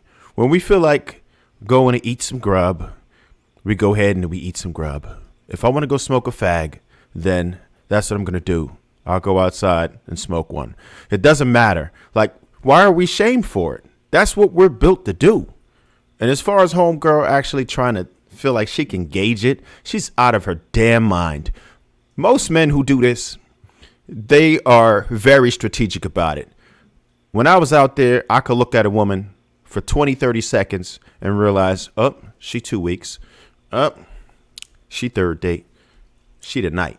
And we're going to play off that just because we know the type of energy she's giving off. If a woman is feeling you, all those rules, everything go out the window. You're not going to have to put that much time into it just because of the energy that she's giving you. And a lot of men are really good at that. And if that's what they feel like your best attribute is, sex, then that's what they're going to go for. That's what they're going to hone in on. What else do you have to offer us? Now, if we see like, okay, she's solid. I love the way that she does this. If you have things that men appreciate, then guess what? We'll go ahead and deal with that too. We'll want to keep you around because you offer more value than just sex. But we're always going to want sex. And most of a woman could hope for is that we want to continue to have sex with you a lot. But we're not going to be shamed for it. You know what's crazy though, because you said that you don't think most men have sexual discipline. I think the opposite. I think men ain't got no choice but to have sexual discipline. I think the opposite too. Men left. Okay. Yeah. Okay. Like you have no choice but to do it. Otherwise, you can get you. Like, are there men that cross that boundary? Yes, but most men do not cross the boundary that would land most. I mean, well, she's not talking about in the extreme form, like we're just going out here and being super primal and doing what we want to do, like it's the Superdome or something. We're not doing that. Like less sex or something like that. Well, yeah, because our tear levels are down dramatically from what they were. We don't feel like it as much in general, right? But that's another thing. We do have discipline to a certain extent, of course, because we're not out here savages just really wild and clubbing women over the head and dragging them into a back alley and having our way. That's something different. But that's not what she was describing. What she's saying is that we don't have discipline. And whereas we'll go ahead, meet up with a chick, we like her, we're going to smash. Or maybe we're dating a woman who we appreciate, and then she ain't giving it up yet. So I'm going to go ahead and talk to Susie down the street because she's giving it up right now. That's what she's talking about. But a lot of men, go ahead. I was gonna say that's crazy because that's not a lack of sexual discipline. That's just, and I know you pretty much agree with me on this. I'm not actually arguing what you said, but like, if a woman, since women are watching us, that's not a lack of sexual discipline. That's me not getting from you what I've always been used to getting. So I'm gonna go get it from somewhere else until you decide that this is what we want to do. I mean, let's keep it real. That's like saying a woman doesn't have dating discipline. Like, if you're not taking her out, true. She gonna go get taken out by Hold on, somebody Sweeney. How about food discipline? They don't have food discipline. So if they want to talk about we don't have sexual discipline, they don't have food discipline. That's why they all overweight. Well, I would say this, right? I think a lot of times we get men who are universally attractive, always speaking in the adverse of certain things. But when you looking at that, right, what we don't see is universally attractive men always telling everybody that they're constantly rejecting women too. So Yes.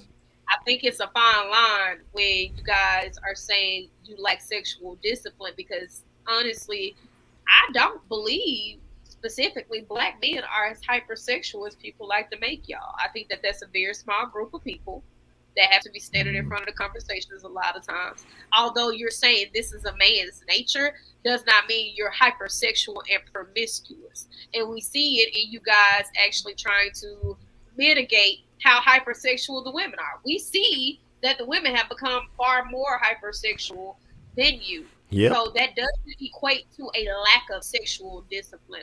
I think when a man is saying, I want to actually court this woman and respect her boundary of not forcing her to have sex or not pushing sex on her, a lot of times we try to make that sexual discipline when he's dealing with a woman who's already gotten into bed with him. Those two things don't correlate. Your intentions with me may not be your intentions with Precious, because she probably brought out a different version of a man than you. Also, I would add that, and I like that you said that, Paris, but and I would add that I think a lot of people try to look at the discipline through their own lens rather than through the man's lens. Because men do have sexual discipline, because there's certain women we won't touch with a 10-foot pole, and there's certain women we will sleep with. That's exercise and discipline, because there's, you know what I mean? Otherwise, he'd just be hitting everything that is offered his way. Like you said, I've seen this too. A lot of dudes that can get a lot of women always talk about how many women they have to turn down. And they say it all the time. So you can't take them all. You can't take them An all. example of what that looks like. What does what look like? Turning a woman down. Because for some women, seeing is believing, and they don't think that men are turning women down. And I guess that's where this question comes from.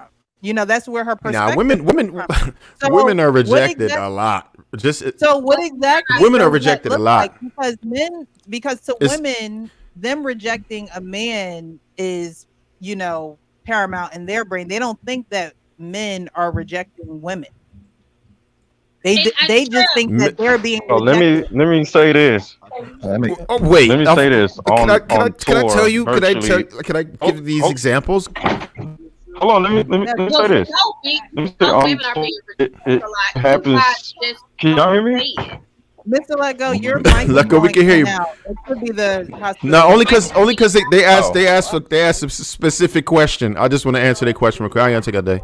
I just want to answer their question real quick. Okay. So, I've literally told women that no, I will not fuck you. That's pretty much how it goes. No. Like, women are aggressive. Women have flashed me. Women have grabbed me. Women are aggressive. Women do all kinds of things when they want you. And they feel like men are supposed to agree and participate and cooperate every single time. Men are violated regularly, right? Maybe certain kind of men, whatever. I don't care. But listen, over the years, since even high school, since high school, I've been violated. Women grab you. It would be considered SA according to women's standards. They do what they want to do. If they feel like they want you, they always think you're going to take it because you're a man. I've had to reject women subtly. I've had to reject women directly, nasty, because it all depends on what the situation is and how they come. But females do not care a lot of times. If they see something that they want, when they want you sexually, they absolutely will do whatever it takes. Women have tried to corner me, literally, like a whole bunch of things that would be considered sexual, you know what, according to women's standards. And that's how they behave a lot. Yeah, a lot. They touch you, they grab you, they rub on you, grope. Hey, Trev, and I'm medium ugly, and I had a chick try to put me in the Midwest leg lock. Like, whoa, what did you do? Yeah. Right? Like, even if you talk to if you've been around, which I have a couple lesbian friends, even being around them, they're saying like how aggressive women are.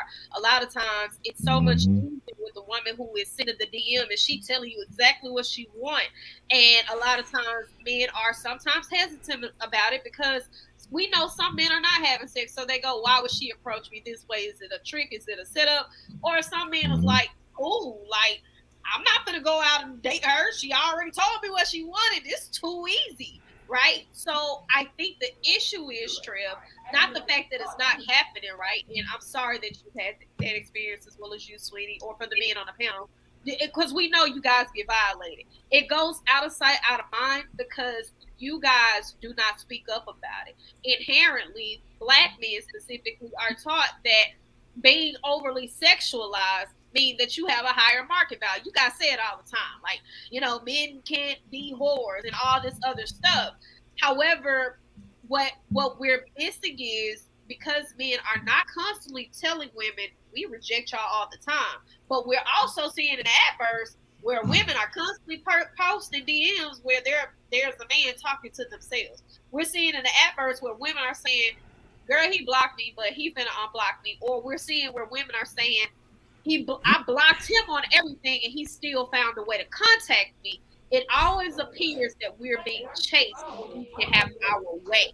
So when you're talking about sexual discipline, it always has the connotation that men will fuck anything, right? Like when you look at the woman that he's with versus the woman that he cheated with, it looks like, why would he cheat on her? She's ugly. You know, it's always down to our looks. It's always down to, you know, the desirability portion of it, not anything about a woman's character. So you guys are actually amping us up and giving us a false sense of validation to where the only thing that we have to stand on is, as long as he keep fucking me, I know he wants me. Whereas you guys are making that the end all be all. You're making sex there because you're rejecting women in silent. And the women that you are having sex with, it's like you're constantly going back to them. There's a revolving door. As much as men are saying this means nothing to us, we know in certain conversations it actually means something. You're talking about how you won't have a baby with anybody.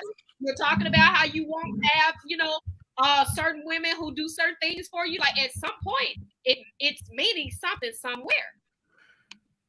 Can y'all hear me, or am I going out? No, we can hear you. Okay, so I can give y'all a perfect example. I was in one city, and I was with a woman, and she was helping me sell my books. She was just hanging out, right? She helped me sell my books. Everything's good. Is a woman that I knew on Instagram. You know, we've known each other for a while just on Instagram. She was excited that I came to her city. So she comes up and she's like, hey, you know, so what we doing later? It was just straight up what we doing later. And then she seen the girl, and she literally looked at her and pointed and was like, and I'm like, yo, what did you just do? She literally didn't care. She wanted me for herself. And she was like, yo, she didn't say it, but she was more or less like, I don't know who that is, but you're mine. So you need to get rid of her by the end of the show because you're going with me. And I was like, yo, this is embarrassing. So women are literally embarrassing themselves sometimes, how eager or how crazy they are over whatever it is that they want. So it's an expectation of, oh, I know he want me. He see me in this dress. But sometimes the dude may want you, but he got something else going on. But they don't even care. She'll literally she was trying to steal me from another woman. It was nuts. So yeah, it happens all the time. Like certain types of men have to literally tell women to their face, no, I'm going home. I'm going to my hotel. I'll get your number and I may call you. Like it's crazy out here. Which they was choosing. They go. It's choosing. I definitely want to. It was almost fighting. The two chicks almost got the. It wasn't. They almost got the fighting, but it was the fighting. It was fighting words, and it was like, wait, who, what? And I was like, whoa, whoa, whoa, whoa, whoa. Yeah, Hey, Cloud, you need to say that shit you said in the chat. Yeah, no, I was saying like essentially we always love to say that like men will fuck anything and like men men just have no control over sex. But like if you ever been in a sex shop, you can clearly see that that's not true because there's nothing but dicks in the sex shop, all assorted sizes, shapes. They got glass ones, rubber ones, plastic ones. Like and there might be like maybe 3 pocket pussies in the whole selection. So it's like, so really, it's not that men will fuck anything. I'm actually convinced men will probably fuck any woman they're attracted to, where women will actually fuck anything. You see bitches on Instagram fucking cucumbers and putting rulers down their throats and shit like that. Like I've heard women say things like, "Oh, a man will stick it in the tailpipe of a car," but you've literally never seen that. You've never seen a dude on Instagram or in a porno smashing the tailpipe of a car, but you can see a bitch with a horse. You can see a bitch with an arm, with a cucumber, an eggplant, a man, Your dog. a snake, a dog. It don't matter. It gets crazy out there. You know what I'm saying? So that's one thing. So when it comes to discipline, when it comes to discipline in that regard, I would definitely say men have more sexual discipline, in my opinion. But one thing I will account for, I do want to account for this, right? Because there's a lot of men who don't have sexual discipline, and I think that's because discipline is often associated with abundance, right? Like when you look at someone who's not disciplined, like let's say with their time, for example, you're usually talking about someone who has an abundance of time and doesn't use that time correctly. So I feel like it's the same thing with a lot of men. Maybe we could say some of the men that have an abundance of women are the ones who actually have the opportunity to exercise discipline. But the reality is only about 30% of men are actually successfully getting women. You know, like a lot of times when we get on these platforms, we speak from the perspective of men, but realistically, most of us on this platform are probably part of that 30% that actually have access to women. We're not really accounting for the other 70% of men that don't have access to women. And because they don't have so much access to women, it's not a matter of discipline, because it's not like they have a bunch of women at their disposal and they just can't get enough. It's really they're working out of scarcity. That's why they don't have discipline, because it's like if it doesn't come around, you're going to take it when it comes. You know, like you can't exercise discipline in an area of scarcity. So I definitely think that the majority of men probably do lack sexual discipline simply because of the lack of abundance. But when it comes to the 20 or 30% of men that actually have the abundance, I think a lot more of them have sexual discipline than the women do. But we have to be very specific about that, right? For one, that's not a black people thing. And I feel like this is why black men can speak so confidently about it. You guys are the most sexualized. So you're the cream of the crop, regardless, right? So you shouldn't even you should be a part of the conversation, right? I feel like a lot of times you guys have credence on both sides, because some black men can say, I'm not out here getting women like women would assume. I don't have hoes. Like my DMs are not jumping the way that women would assume. However, we know, of course, majority of y'all do carry the highest height. You carry the, most broadness or the other features that would be considered desirable. So we don't even have to go into that. I just think that when we talk about the men will fuck anything, the honest truth about it is women are saying that to minimize other women. Again, we're putting our worth in you guys' hands to validate us. And I think that that's unfair, but that's a woman thing. That's not something men have to go and correct. That's something women have to check amongst each other. Because again, a lot of times when you're looking at a man and who he marries versus who he cheated with, everybody gets up in arms like, wow, cheat on her. She's so beautiful. She's so this, she's so that, not recognizing that he's knowing that woman for who she really is, right? So when that said, right, it's like you went from her to her. Like, at least cheat on me with a bitch who's pretty, or cheat on me with a bitch who has, the things that I have. When they're saying you will fuck anything, it really don't have no credence to you sticking your penis into a log. It's more so of you fucked a woman that I don't think highly of. I want to kind of speak to what Clout said, because the average man has roughly, I think they said on average, 5 to 6 sexual partners over a lifetime. Damn. So a lady in the chat was kind of asking, like, well, are y'all? You said what? Charles making fun of men that have less than 5. No, I'm just, no, that happened to be a stat I wasn't familiar with. That's pretty effed up. I'll just say that. So and somebody was basically saying that, oh, well, so are y'all saying that men are only disciplined because they don't have access? No, what I'm saying is that when women tend to talk about men not being sexually disciplined, they're only speaking about a small percentage of men. And even then, a lot of times it comes from a personal space where they feel like, hey, I should be the only one that he wants. Why is he out here screwing somebody else?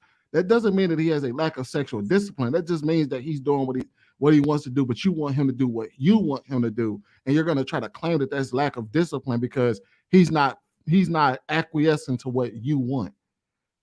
You know what I mean? So, yeah. And like I said earlier, these men have to be exercising sexual discipline because they're not smashing everybody. But even the ones who aren't displaying sexual discipline, it goes back to what you said.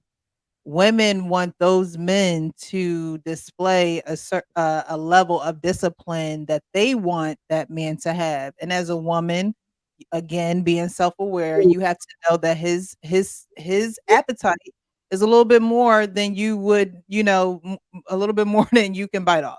So you need to leave that man alone. But women get so caught up in, no, he the 6 this and he the 6 this and he got 6 this, but he also got 6 chicks. Like, are you going to willingly participate with that and be okay with that? I don't care. Not complain about that? Or are you going to be like, well, I wish you were sexually disciplined like so-and-so's husband or like so-and-so's boyfriend? It's like, no, you can't compare the two. And I always say that, yes, men should be disciplined. I do feel that way. But I also feel as though men should have what they want. If you still in your 40s and you want to have all these chicks, fine. I don't think anybody should stop you. do what you want. Get your desired outcome. But you can't desire an outcome from a man that doesn't have that desired outcome. So we can't complain about the men who are not sexually disciplined because we want them to be sexually disciplined. That's just not the man for you. And you got to let it go. And then, so somebody else said, every guy on this panel has hit something that they wasn't too happy about. And oftentimes, yes, that may be true. Yeah. However, you can't ignore that it may have been a moment of circumstance rather than, oh, I just had to hit that. I just went out there and I had an option to hit anything and I just chose that. No, sometimes the night fighter is the only thing that's coming through on down the pipeline after a night of drinking. Like, she's the only thing coming through. And it's the same thing as what Clout just said when women sit there and they have their nights where they need their sexual access, but instead a guy may hit something that don't look too good, but shit hit the cucumber.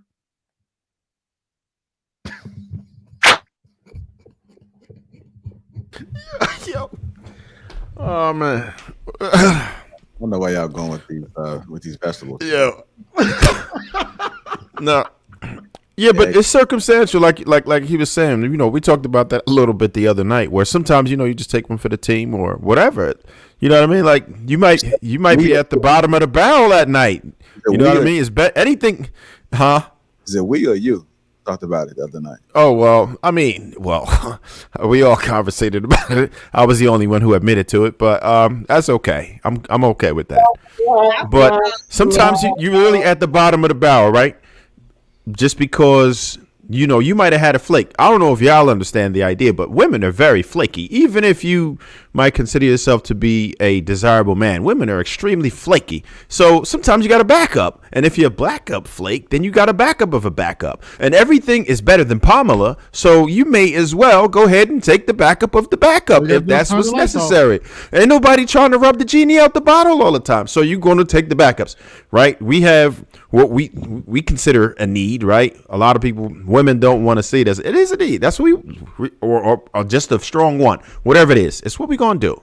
It's what we're going to do. That's the option. We go by the first option don't work. You go to the second option and you just keep going until you end up at the bottom of the barrel. And it ain't like we're going to die because of it. We just look at it was a bad night. Oh, well, tomorrow's a whole other day. Trev, look. Trev, this is the thing. Hold on. Let me say this. Women aren't flaky. You are just a woman's other option. Chicks be double booking just like dudes be double booking. So sometimes she'll make plans for you and she'll be like, yeah, I'm gonna come over. And then another dude that she wants more than you will hit her up. And then she just gonna flake on you. They ain't flaky. We just be in line. Let go. Like they be in line. Let go. I completely understand that. You may not be the first, second, or third option. You'll be the backup of the backup of the backup. Yeah, Understood. we be the backup. But that still makes her a flake. That still makes her a flake. Regardless, she's still a flake. If she agreed to do something with me or meet me or whatever at a certain night and then didn't, she's a flake. Right? And I understand how it goes. Men do that out of necessity. In most cases, most men they're not afforded the option to be able to say, look, I got a backup. They'll have backups because they don't have a lot going on. Women have backups because they do have a lot going on. So you ain't never double booked before? I've triple booked before because I knew that they be double I understand too. it.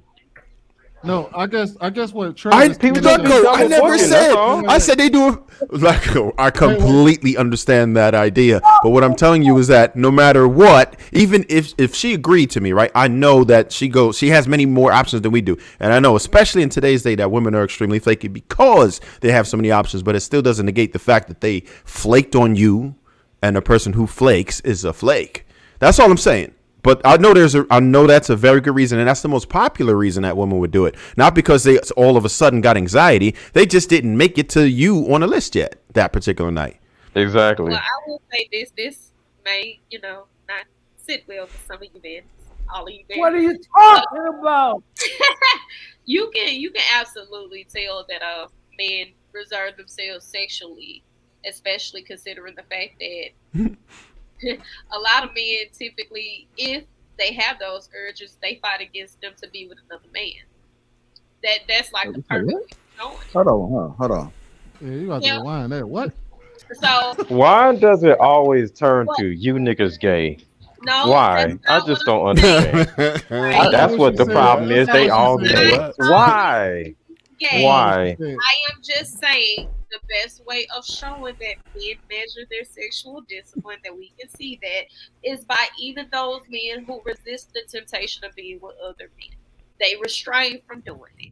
So I don't even know that. Whereas with women, if she want to lick a little coochie, she gonna do it. It really don't matter. Like, if that's what the urge is, she get a little shot, here and there, she gonna do it. So that's all. No. So wait, Paris, I got to stop you there for a second. Are you saying that if a man becomes desperate enough that he's just going to change his sexual orientation? No, that's not what I'm saying at all. I'm saying that secretly some men desire to be with other men, and they still restrain themselves so much to the point where they suppress that and don't act on it. That shows. What are you talking about? Okay. I guess what she's trying to say is that men, Paris, you don't got me kicked out of the hospital. They don't heard me say you niggas gay, and it was like, oh, sir, We need you to. They done stuck me in a room, and I don't even know where I'm at. All I'm saying is there are some men that do desire to be with other men, and they will refrain from doing it, and that to me shows sexual discipline. Not necessarily the stigma or anything, but the fact that he won't even go and actually act on the urge that he has shows sexual discipline. Whereas we see with women, if women want to be with another woman, she ain't gonna stop herself from doing it. If women want to have sex with 5, 6 different people, she ain't gonna stop herself from doing it. We've seen more quote unquote people have seen more adult entertainment videos with one woman and multiple people than they have seen with a man and multiple people. Yeah, yeah. I mean, women are sexually liberated, right? It's socially acceptable for women to do what they want. So if that's what they want to do, there's no consequences for it. There's no longer shaming. Whatever they want to do, it's melee. They got it. Whatever they want to do, nobody can judge them about it, or they're going to get their smoke from everyone. So they have the liberties of doing that. Men, I mean, I don't think that they would restrain. I don't know. I'm not too familiar with that side of things, right? I don't know that much about the dark side, but I would imagine that if that's what they want to do, they're probably going to find a way to do it. And that's where that whole download thing came from. But I mean, I don't know if you like.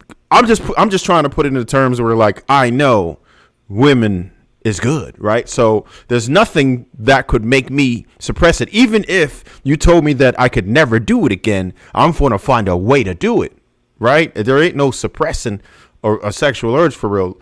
Really, I think there's very limited people who could do that, because you're not going to stop me. If that's what I want to do, that's what I want to do. So I would imagine that men, if that's what they really want to do, they probably will, because men in that realm generally are very cooperative, right? Like if you went to one of those places where they are, you'd probably score that particular night in most cases, because men don't really put up all those. There's no gatekeeper. It's just, all right, that's what you want. Let's get it. You know, that's how that goes. So I don't know, because women are like that too with other women. Women don't listen. Same thing. When they want to do it, they don't have to go through all the hoopla. They don't have to do a certain number of dates, put in a certain amount of hours, nothing. They just go ahead and do it. Yeah, that I took a left turn for me. I don't. Yeah, Paris done messed everybody up. I don't know what the hell Paris talking about. I mean, it had to be somebody. You niggas isolation now. Problem.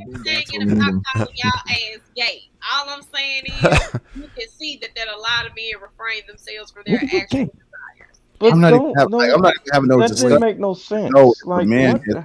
From No, it didn't make sense because you didn't like it. You didn't like it. It made a lot of sense. You just say you didn't like it. But it didn't have anything to do with the context of the conversation, I guess. We've been doing I Okay. understood the point she was trying to make. Yeah, Okay. I get the point she was trying to make. It's just, you know what I mean? It made you a little uncomfortable. No, it just came out of left field, and it was just like, what? Left field. It was still a topic. It just made you uncomfortable because that ain't the way that you do things, and that's okay. Okay. Love you, Paris. Mr. Oh, you don't love me back? Wow, that's crazy. If you guys just tuning in, welcome to Lapeef Let's Talk. Make sure we hit the like button. Also, make sure you subscribe to the channel. The conversation is getting juicy. I guess the smaller panel was doing well. There, how did we get so lucky?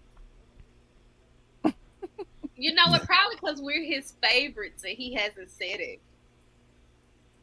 Oh, I meant to be here with the panel. I ain't talking about Mr. Like Wait, what happened? Yeah, I don't know. He makes it tonight. Shocking me. All right, with that being said, let's go ahead and let me get to these couple of super chats. I think this was earlier, but Gabe Joel became a member. Welcome to Green Gang. AP Accountability Partner, $5 says, Mr. Let Go, you wearing a red shirt. No holding back today. Not a bad start. Good topic to start. You see a red shirt. You got a red shirt on today? I guess they was talking about my avatar, so because my avatar had a red shirt on through the whole time, so that was the only time they see me. Accountability Partner, $5. Mr. Let Go. People determine your worth. Also, Mr. Let Go. Know your worth. And don't worry about what people say. Can you square those points, please, sir? Into the Black Dragon, $10. Women today severely lack the knowledge of a man's biology.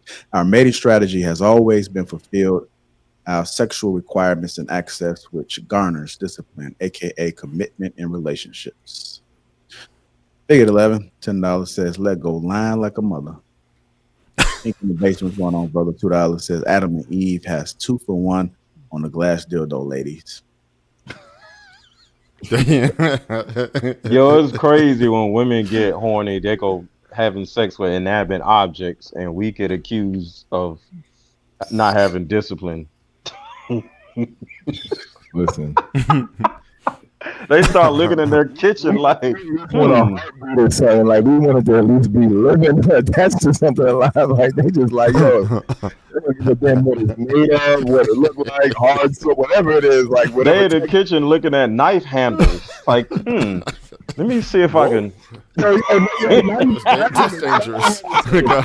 Oh man! Shower head, it seems like you take a shower, you just thinking of getting clean. Women are looking at that shower head like,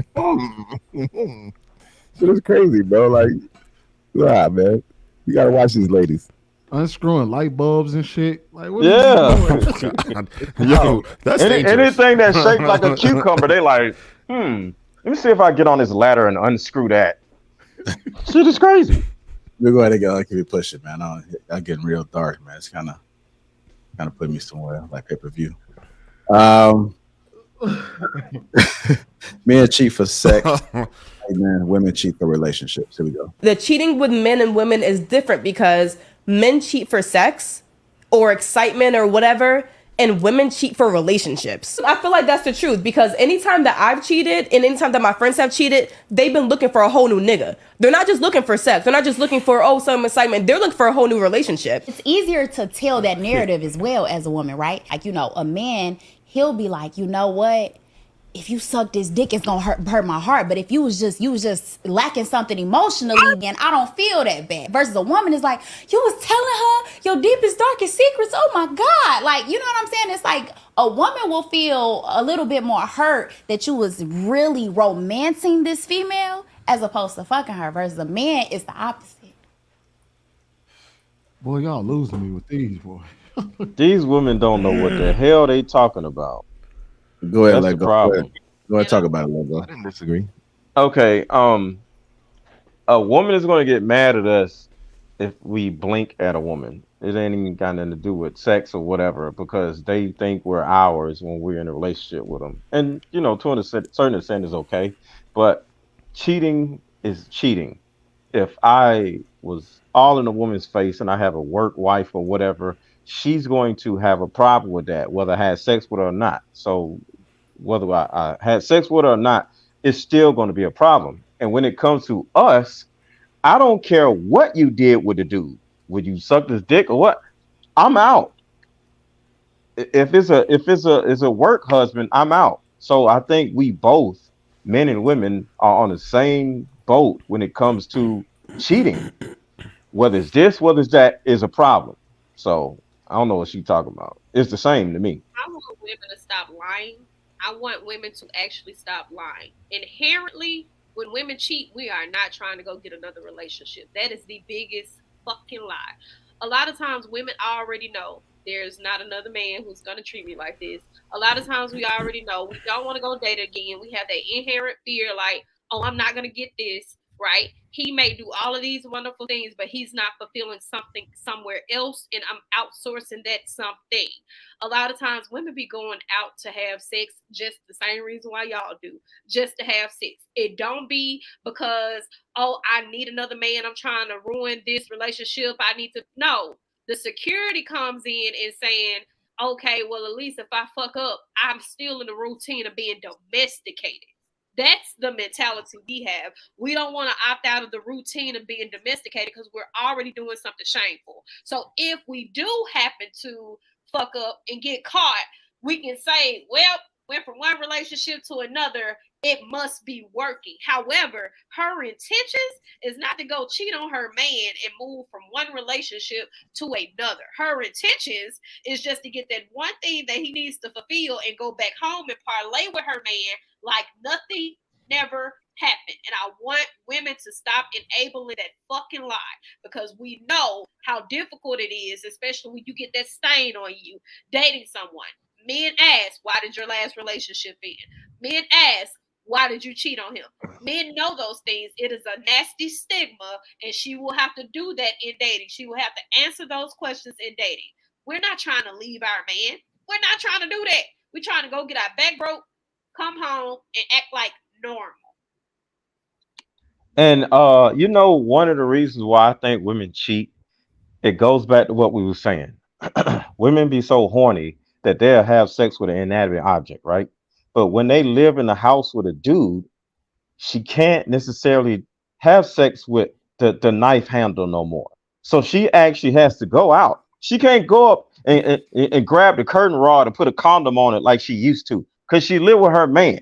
Like, she has to actually go out and have sex with an actual person.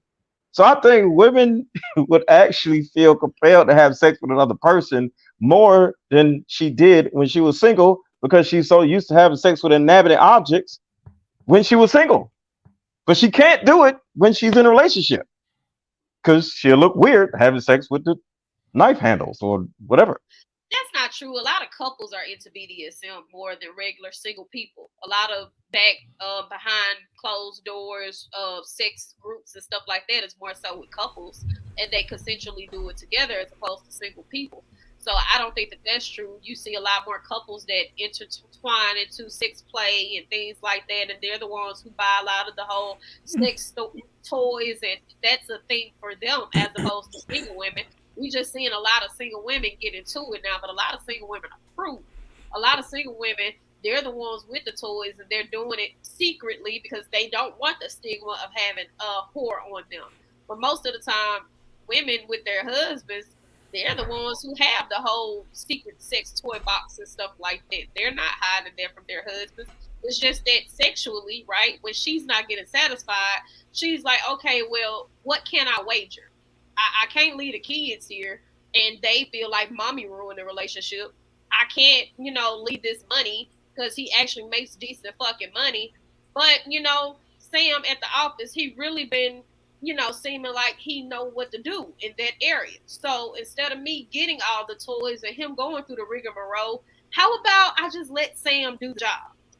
And we see it all the time. Like, women go and they cheat. They're trying to save their marriage when they get caught. They go and grovel at their husband's feet. They go and cry, and they go and do whatever they can. And some of them even become the side bitch to their own man, trying to save their relationship. I believe there's many new studies, right, that are out now where they found that women are cheating at a greater rate than men. And we can't say that that's 100%, but at least we know it's at least competitive, right? We could all safely assume that it's very competitive, that men and women cheat at the same rate. But one thing that they also found out when they were doing these studies is that women are more and more cheating for sex. So that's definitely a major part of it. So we can't take that away. On the other hand, you do have women who are completely dissatisfied with the relationship for many other reasons, right? It could be just they're not clicking. Maybe they got together for the wrong reasons and they just want out of that relationship. But if a woman is going to secure another relationship, she'll make sure that relationship is secure before she leaves you. They're a lot smarter about it when they do that.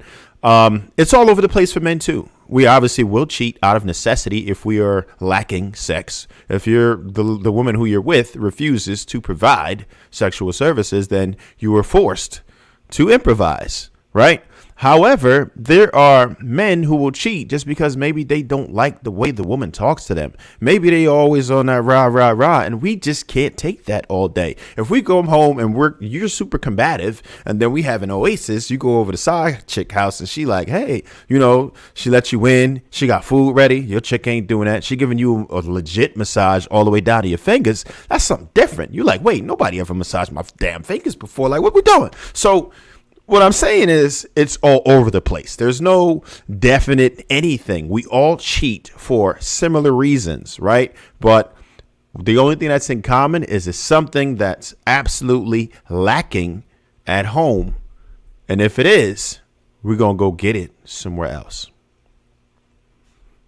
I agree. I think I believe it's whether men or woman, it's for selfish reasons. And um you said if something's lacking at home, sometimes it could be something that's lacking in an individual in the couple, and so you're not being hot, you're not being honest, open, and transparent and saying, I'm struggling with this, I need help with this, I'm lacking this, or I need more of this.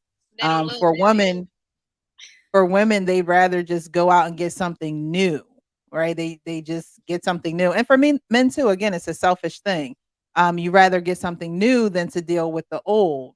But I think it was it Chris Rock? He's like, when you're cheating and you want something new, you go out and get something new, but now your wife is new. Now she's a new person. Now she is different. Now, and the same thing for women when they go out and cheat. Now you're actually a new woman because you let a man penetrate you. So now the veil of you and your husband is no longer there. You now have, another man that has overtaken you. So now you're going to be walking in the spirit of him. You're going to be acting, you're going to be carrying out his characteristics. And your man going to be looking at you like, who is this person? What's going on here? So we have to take care of the things that we're lacking within ourselves. And if commitment is something that you're lacking, maybe you shouldn't be in the relationship. Maybe you should work on how to be committed and practice that. Is it possible? But Is it possible for a woman to overtake a man? What do you mean? Is it possible for a woman to well, we talked about women being aggressive. I Yeah, believe that, like I meant like mentally, when you said that if a woman goes out and another man penetrates, then he overtakes her at that point. So do you think that women can do that to men? Yeah. I think women can be very seductive and can woo a man. Yeah, I think that definitely can happen. Because sometimes a man's focus is not to cheat on, his wife, his significant other, or whatever the case may be. And yes, he may be in the presence or in, company or have time with another woman where it happens, and it may not be either one of their intention, honestly. And you can connect with somebody in a way that you're not connecting with who you're with, but that doesn't mean you should treat on who you're with to be with this woman. So I don't think I think that you should break things off and then start things anew. I don't think that you should, intertwine relationships within other relationships because you're just adding more people to the pot to hurt. I don't think we give women enough power when we talk about the mental gymnastics that we play with being conniving. You see all the time that there are men who will literally harm other men behind a woman, or men who will harm another man behind his child because he with that woman, right? And we love to chalk it up to men's aggression and them being territorial. No, we're taking power away from the woman. Mentally, she has some control there, right? Because how does it even get here? How does it even get here to the point where she has exasperated them to the point of danger? We're currently seeing it with Nicki Minaj. That whole beef situation happened way before she even got married. But she has so much influence over her husband in such a mental way to the point where not only does she have him, she also has his friends standing outside catcalling for a man that they don't even know. So we don't really give women enough credence when we talk about how much of mental gymnastics we can play with men until we're talking about their money. We don't talk about how women can move men emotionally. We don't talk about that enough. But we actually can overtake you mentally, which is why a lot of times women are able to have their cake and eat it too. A lot of times we love to say, oh, men don't want to tell on another man if he's sleeping with. No, it's not that he don't necessarily want to tell. He probably do, but he also is probably wagering what's the best option in him keeping this woman. She probably done had conversations with him, letting him know I'm not leaving him. She probably done had conversations saying, wait it out. I can stick around for a little bit longer because of the kids or whatever the case may be. Or the show stopped. We see all the time how women are setting their husbands up for some money or their love interest to take and run off with. So yes, we do have a lot of mental power. I guess men got to just guard. They got to put their guards back up, man. Got to guard our hearts, man. He's trying to attack us. I like what Paris just said, and I think it speaks to another part of the video that young lady spoke on, where she was talking about how women tend to be like more distraught by a man cheating emotionally, and men tend to be a little bit more distraught by a woman cheating physically. And I think that manifests because I think on a subconscious level, we understand that men prioritize who they love and women prioritize who provides them with orgasms. So I feel like when we understand that, I think that's why men feel so threatened by a woman cheating, because when you know that women prioritizes who's giving them orgasms, and then she sleeps with another man, now your position is actually threatened. It's not really as threatened if she's just like talking to the work husband at work, you know what I mean? Because he's not going to have more influence over her than you if you're the one who's sexually providing for her, right? And I feel like it's the same vice versa. It's like a woman knows that if a man is emotionally connecting with another woman, then she's actually in danger of losing something now, because a man's going to go above and beyond for a woman he cares about and prioritize that over just who's giving him sexual satisfaction. You know, he'll probably curve the girl who's giving him sexual satisfaction to appease the woman who he actually genuinely cares about. So I feel like what Paris is talking about explains that dichotomy. Yeah, absolutely. And we also know that a lot of times men don't open up. So if she was able to get you that comfortable, yes, this is a threat for me. How dare she? Who the fuck is this? Right? Like, me and her finna have some problems, because what is she doing that is making you feel that comfortable to the point where you're expressing yourself? You got an emotional attachment? No, that was not a part of the plan. You supposed to go fuck her and come back. You know, you weren't supposed to go like her. You was just supposed to go fuck her. And this is why we go back to saying that at some point, men do have to have some form of admittance that they do prioritize sex as well. Yeah, we prioritize sex, but it's still different because it's just a body sometimes, you know? So it's Understood. yeah. So woman, just like with I think no, I forgot who said it. I think Clout Jones said it. It's about if another dude smash your chick, it's a very good chance that she's now his She gone. because she gave herself to him. So it's a difference. So because women prioritize orgasms. So yeah, it's a difference. I don't think a woman is going to cheat on a dude with bad sex. I don't think it's the orgasm, man. I just think the fact that she participated in the activity, she's gone. Because if she done it and let's say she didn't orgasm with him, then she'll probably just keep moving to the next person. Who knows? At that point, she's wide open. I also think it's the stigma that men don't like accepting the fact that they may have failed for a hoe, right? Like, this is a part of your woman that you misjudged, because we love That's to a good think point. that, yeah, like we love to think that this woman didn't have that in her because you chose her, right?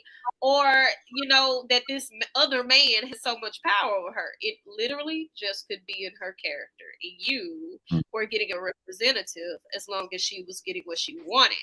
And that is a hard reality for most men to accept. So what they do is push it on to saying this man must have over dominated my woman. No, your woman probably a hoe, and you probably didn't know. But Paris, with all that being said, I always say women like it. Remember a while ago, I asked, why the hell does everybody get so upset when somebody cheats? Nope. If a woman cheats on me, the first thing I'm going to say is, oh shit, I picked a hoe. Thank you for showing me that you're a hoe. before we move in together, before we get married, before we have a baby together. And that's the I'm reverse. happy. That's the reverse psychology. Let's let go. Just so you. But remember, I said that because that's what I'm saying. Because if a woman cheats on me, and why would a woman ever want to cheat on me? She has to be a whore to cheat on me. So if a woman cheats, she has to be a hoe. It has to be. So I'm gonna be like, oh shit, thank you for showing me that you're a hoe. I wouldn't be mad. I'd be happy.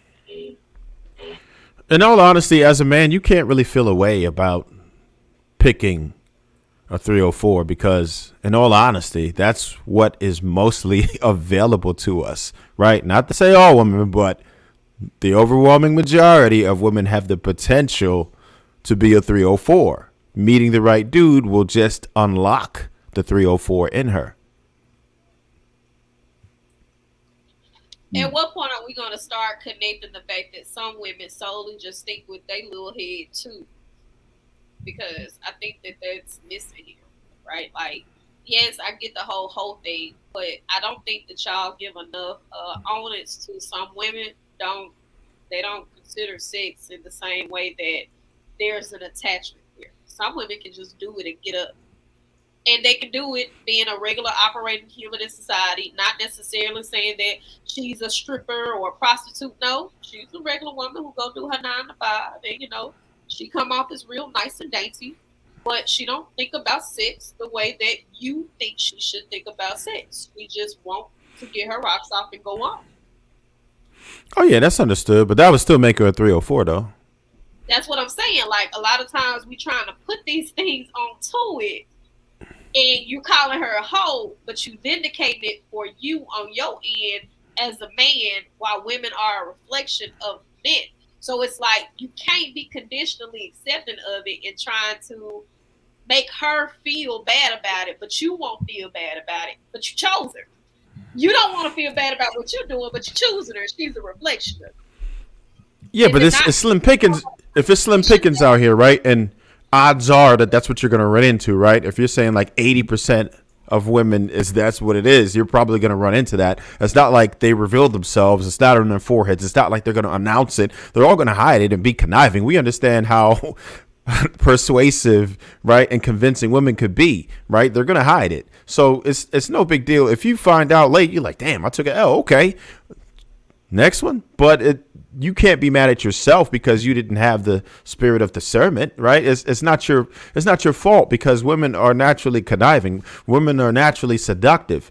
They're going to run that game, right? That's normal, right? It's great if you can discern what's happening, but that's what's mostly available to us. And women are naturally good at this, right? That's part of their evolution to be able to hide that because it's not socially acceptable, right? At least when you're talking about wifing a woman for the most part, right? Most of us with a sound mind wouldn't wife what they consider to be a 304, right? You have a lot of it's different in pop culture. You see celebrities doing that, and Kim Kardashian exists and all that. We dig that, but most people be like, "Oh hell no! Why did he wife her?" Right? You don't want that to be attached to your name, right? Especially your legacy. That's not what you want to have children with, and so forth. And it's disappointing, but you can't blame yourself because in certain cases, yes, you should have known better because the signs were there. But a lot of women are very cunning, right? A lot of women are very deceptive, and there's nothing you can do to discern it until you find out.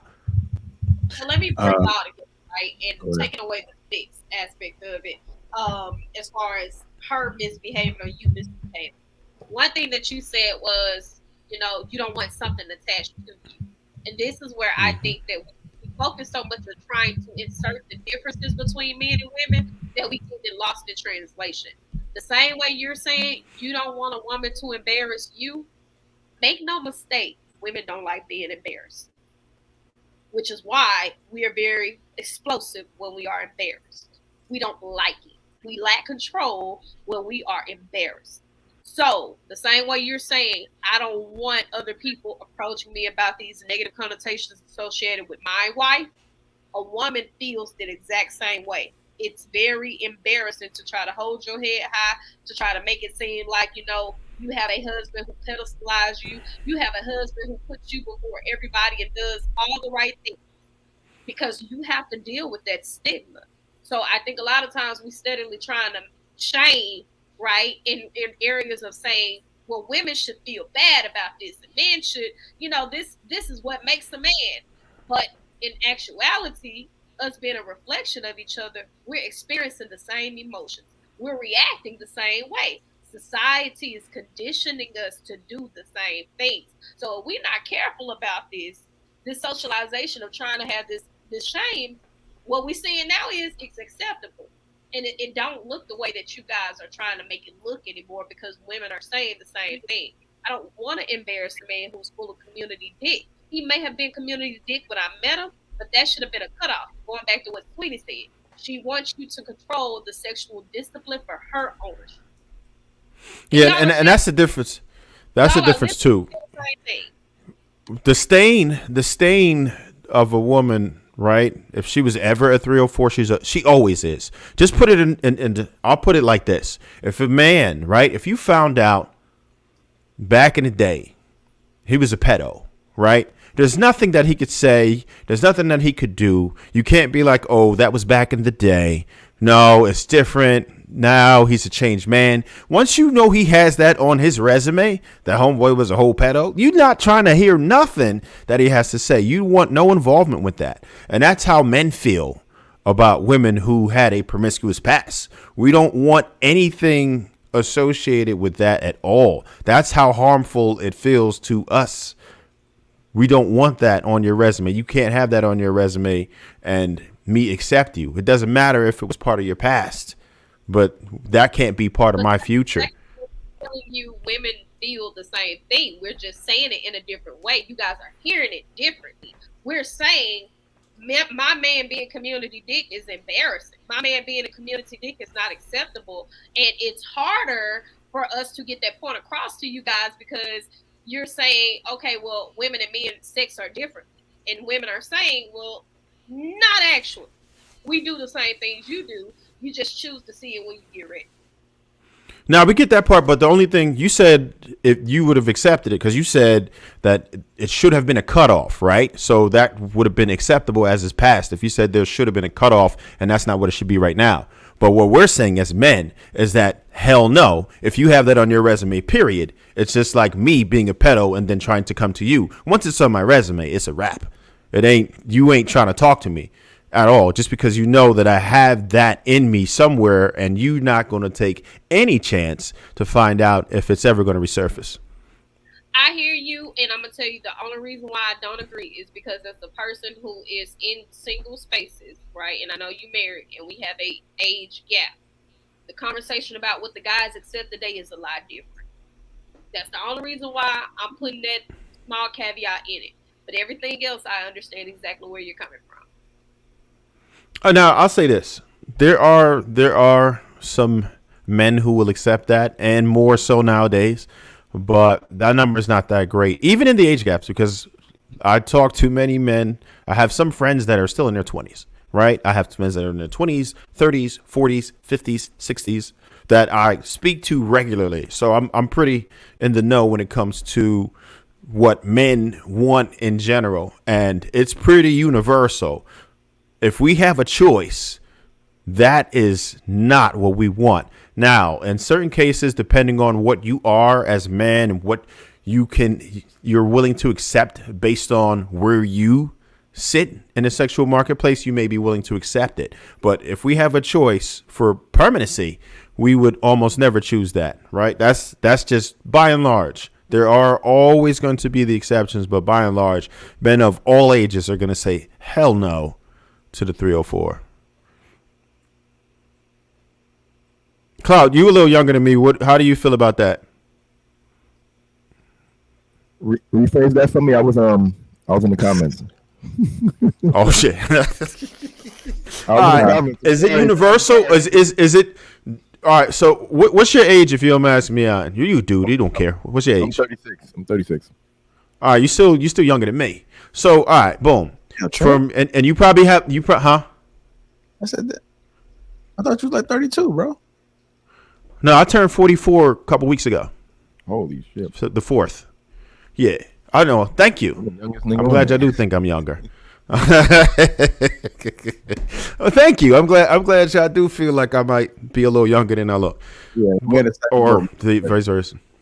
But what I was saying is this: do you feel like it's universal for men of all ages, and you probably got a few friends that are younger, if left to our own devices, let's say we have a choice in the matter, do you think that it is better to have a woman with experience or not for a wife or long-term relationship? Honestly, that's a tough question to answer based off of my personal experience. I would say that the correct answer in most cases would be a woman who's like, she doesn't have to have experience for a wife, right? But in my personal experience, right, I was married young to someone who didn't have a lot of experience. And to be honest, that was one of the things that kind of did actually cause problems in the relationship. Like, there were a lot of things that I had to like teach her. There are a lot of things that she just didn't know that like just about life in general. Maybe not just sexually, but just about life in general.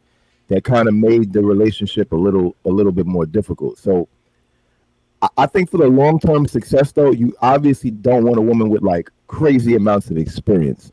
However, I don't think in this current generation there's anything wrong with a moderate amount of experience. You know, like I don't necessarily want a virgin per se. Like, I want you to have dated someone before me. You know what I mean? Like, all right. Well, my bad. We got to preface this properly. We were discussing 304. That's it. 304. Let's because that's what the terms was. 304. 304 level experience. That's not the type of experience I need a wife to have at all. Like, you don't need that type of experience. Like, that's not the job description. So you don't need that on your resume. Like, you know what I mean? You only need to be dealing with me. I don't need you to have like a list of 150,000 dudes that you just serviced. You know what I mean? Like you could have dated like 2 or 3 guys. You know, I'd even put the number up to 10 guys. You know, whatever. Like in this generation, it gets crazy, right? In this generation, it gets crazy. But yeah, 304 is much different. Like I'm more so talking about dating experience. But 304, yeah, no, because that was the premise. We was talking about 304s. So we were saying that 304 experience tends to make a woman a little less dateable, because even the mindset that 304s have is usually not one about like reciprocation and love and working together. It's usually like, yo, like, I'm getting a bag out of you. So it's like that. It's going to be very hard for a woman who's conditioned that way to even turn that off. Like, if she's been spent her whole youth finessing dudes for a bag, and now you're trying to be her husband, like, it's going to be very hard for her to be like, oh, nah, he's not a look too. I got a question for you. The caveat here is that I got a question. Hold on. Let me ask him this question real quick. So, let's say she was a virgin, but her first experience was a threesome with 2 men. Is she a 304? Ooh. Oh. Did she do it on purpose? Did she want that to be her first experience? Yeah. Did she do it on purpose, or was she assaulted? That's the question. No. If she did voluntarily. If it was voluntarily, yeah, for sure. That was a train. She got a train ran on her. First go. That's what you wanted to start with. If a woman wanted to start with, she has low a train. All she has sex with guys. That ain't how it go. Because what happened? How do you top that? You think your first sexual experience is going to be the best, or are you going to try to top that at some point in your life? If that's your first experience, you gotta get better, right? Bigger, better. She was in college. You know, she was at one of the fraternity houses, and you know, she didn't know no better. But a threesome, I she wouldn't be feeling that. But in this generation, though, you really wouldn't even know.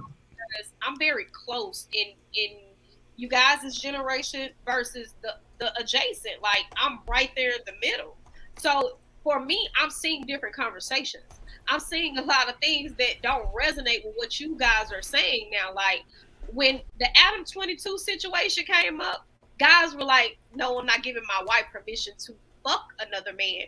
But a lot of them were like, I want my wife to know how to suck a dick. I want my wife to know how to do all these other things. I want my wife to come to me ready to be a freak, slut me out. Men are now saying this. They may not always be the men around. Men don't say that. Those are. I can't describe those as men. Maybe males. We'll call them males. But this is the issue. Yeah, that- When it doesn't reflect your standard, it becomes the separation, right? And that's unfair because if it were black women, we have to all group black women in, even though me and Precious don't act like Sexy Red and Suki, right? Even then, Mr. Lego say all the time, women are dumb, women are stupid. We can't have that separation. So just because they don't measure up to your type of man does not mean that there are men who are not out here. And they are saying it. The younger generation of guys are leading with this mentality, making women feel like it is perfectly fine and acceptable. It don't matter how many bodies you have before me. When you mine, you mine. It don't matter what those other guys said about you. They didn't know you for who you are. Like the same thing about spending the money, getting the bag, et cetera, et cetera. They're out here because there are men who feel that way, have made it okay. Like Cloud Jones is saying, like, yes, there are men who are like, it's acceptable for her to have a little notches under her belt. She don't need to come to me, Rusty, I don't want a virgin. There's some niggas out here who like Sukiana. They're saying they take her down. They're saying they whatever that freaky stuff is she's saying in her songs. They want that, and they know how she already coming. Clout. Yeah, I know. I think Clout. that She only had sex with two people. She told you when you met us, I only had sex with two people. You found out a little bit later. It was at the same time. She. It's a nuanced question. It depends on how old she was. It depends on how long ago it was. It depends on her sexual behavior after that occurrence. Like, Yeah, I'm gonna be real. So I can't say that it would absolutely be a turnoff, right? It would absolutely be a turnoff. Now, depending on the circumstance, depending on woman, I can't honestly say if I would immediately just be like, oh, you belong to the streets now after that. Like, again, if it was her first experience, it's nuanced because let's say that was her first experience, but she hadn't done anything for another 10 years, and then I met her and she's like, and she's honest with me about it, like, yo, this was my first experience. I mean, it depends on the woman. It depends on what she's bringing to the table. Besides that, you know, like, you say what I read? Would you ask for details about the experience? Nah, I don't want details. Nah. Okay. Yeah, I'm good on that. Hey, real quick, I must say, when Adam 22 dropped that video, he was dragged. Most media outlets dragged him, so I don't think it's as socially acceptable as we might think. It's still a no-go in most men's eyes. It's deplorable. People were talking about him. They were saying, "Oh no, how could you? Oh, your daughter." It was just bad all the way around, right? Super Sip of the Year. That's what they were calling dude. So I don't know. But I did want to ask Paris or Precious. I want to know, how long do y'all think does it take to get a woman up to speed? Because I hear a lot of emphasis, like, and I hear women say a lot, oh, they want somebody who's ready to do this and do that. But I really want to know, how long do you think it actually takes to get a woman up to speed to smash the way you need her to? Like, what time period do you think? Do we think that they have to come ready? Like, we could break them in. If I get a new pair of J's, yeah, they're going to feel uncomfortable for like the first couple of days, but after a week or two, they cool. I don't need them to come raggedy. I could break them in myself. I want them to fit me. I think that the thing is, right, because I said that about Adam 22, he got backlash because people were like, I would never allow my wife to do that. Like, that's not okay. However, but prior to her coming into, they also are saying, like, a good friend of mine, he's very much so a popular socialite on Twitter. He's very adamant. I don't want a virgin. Like, I don't want a virgin. She don't need to have a terrible reputation that follows her. Every time I look around, people know who she is, but she need to come knowing how to do everything I like to do. And anything else, it can be worked on. I won't even give his name because I don't think it's important. But he's tweeted that, and there were a lot of men who agree with him. And I think where we get the confusion now is a lot of times we're seeing men speak for men in a universal tone because you're segregating simp or you're segregating, alpha male, beta male. But a lot of them are not subscribing to that. And we're seeing it in the adverse because there's a lot of girls out here still feeling like they can have the text man pay their light fee. That's the basis of it. So I think for a woman, me personally, I'm a woman, I have to be comfortable with you to be extra freaky with you. I have to be. A lot of times we think just the art of having sex itself is a woman's comfort level, but we're seeing that that's just not even true with the whole lesbian thing. Now, a lot of women are having more sexual experiences with women, so it's showing even in that we're not just all the way broken in or comfortable with men. We're just in a routine of having sex with men. So I think it's individual. I think it depends on the woman. But for me, I'm not even a person that I have to have casual sex. I'm not a person that gets off on that. I'm not sex deprived. Like even with my man, if it's something that I want to try, I'm telling him I want to try it. I don't hold back with him. But again, he's created that comfortability to where I can do that. So I think that that's just woman per woman. Because you got some women out here who's some freak hoes. You ain't going to get the option to break her in. When she say she want to have sex with you, like you talked about, Trail, it's some women who have pushed up on you aggressively. Do you think you needed to break her in? No, she was going to come do all No, that. probably not. Exactly. She would have came ready, broken in already. She thought you liked. She was probably going to teach you something new. So I think the Probably not, but around, well, I'm just saying, right? no, I got you. The around how women should behave or the things that women are doing, I feel like we conditionally look at them. It's cool to call them all types of degenerate shit when they popping their coochie like Sexy Red, or when they got extra baby daddies like Summer Walker or something like that. But then when you're talking about a regular woman who looks the part, all of a sudden it becomes this wool over your eyes. And I think that's how a lot of men get deceived. You're not actually seeing what you need to see because you think it's a look to it, when the real women are standing very close to the hoes now. Yeah, I dig that. So, in a nutshell, do you think it takes quite a while for a man to get a woman up to speed? I think it's dependent on the woman. Okay. Yeah, and you know what I really feel like it depends on? I think it depends on how much the woman appreciates you. If she's extremely infatuated with you, if she really likes you, she is going to somehow do some numbers on you. I promise you. It all depends on how much that woman really likes you. That's what it all boils down to. Of course, there's going to be a little bit of varying skill levels here and there. But if a woman is really, really into you, she's going to put forth that much more effort to get familiar with what you want to do. And I'm telling you, a couple videos, a couple weeks, you could get pretty much every woman up to speed. If they are willing and ready, it's going to happen. I can't say it any different. I agree. I agree with. I don't think like. I think it's trust, because I've been with men that I've actually liked, and I have not trusted them enough to even so much as record us having sex. I haven't trusted them enough to send them a nude, but I've liked the hell out of them. I really, really liked them. I've been heavily infatuated with them. I think trust. That's the difference. A lot of times men think I could get that part, but it's still contingent upon how the woman feels about you. Right, but it's definitely based more so in trust, because I can like you, right, and I can respect your privacy, and I can respect not embarrassing you. But I don't trust your ass. I don't trust you to be this freak with you. I don't think a lot of times men know how many times women are going into the bedroom pretending to be a closet nun with him. Pretending to be a nun with him and letting him feel like he's getting the, best experience of her that he can break in. But in actuality, she has this whole deviant mindset of sex and things that she's willing to try, and he ain't unlocked it because she don't trust his ass. She having sex with you, but you getting very much so mediocre sex. You ain't really broke her in at all. And women can do this for years. Go ahead, Precious. You didn't say something? So you said, how long does it take to break a woman in? I think that's where that sapiosexual comes in, because I think that men want to teach this move and that move, and I want you for one. I believe that men want women to be open, right? You choose a woman, you want her to be open to learning.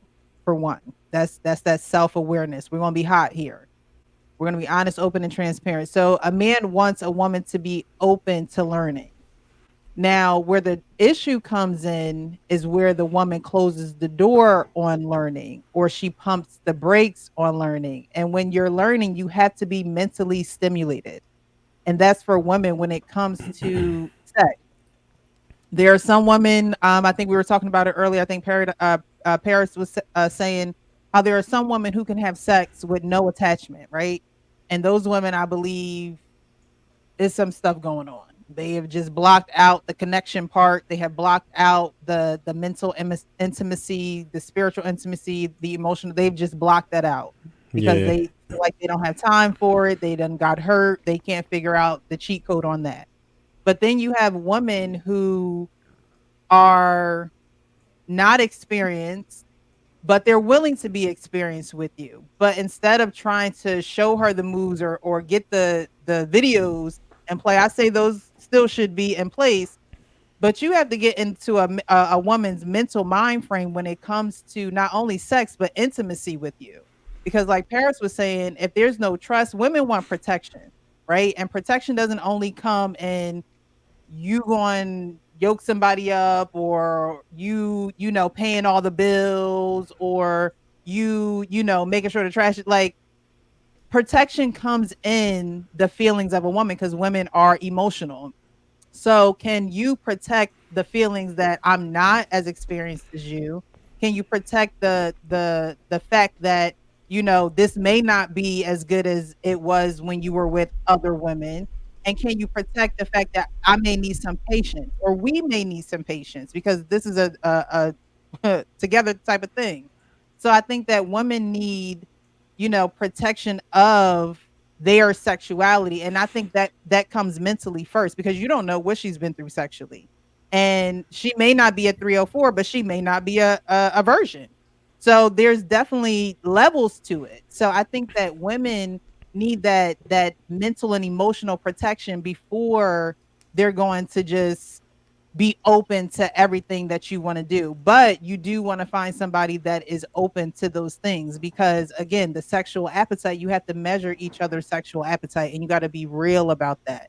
She can't be no closet freak acting like she don't know what she's doing, and then you're getting frustrated with her because you want her to hang from the chandeliers, and she trying to act like she don't know how to hang from them, but she really do.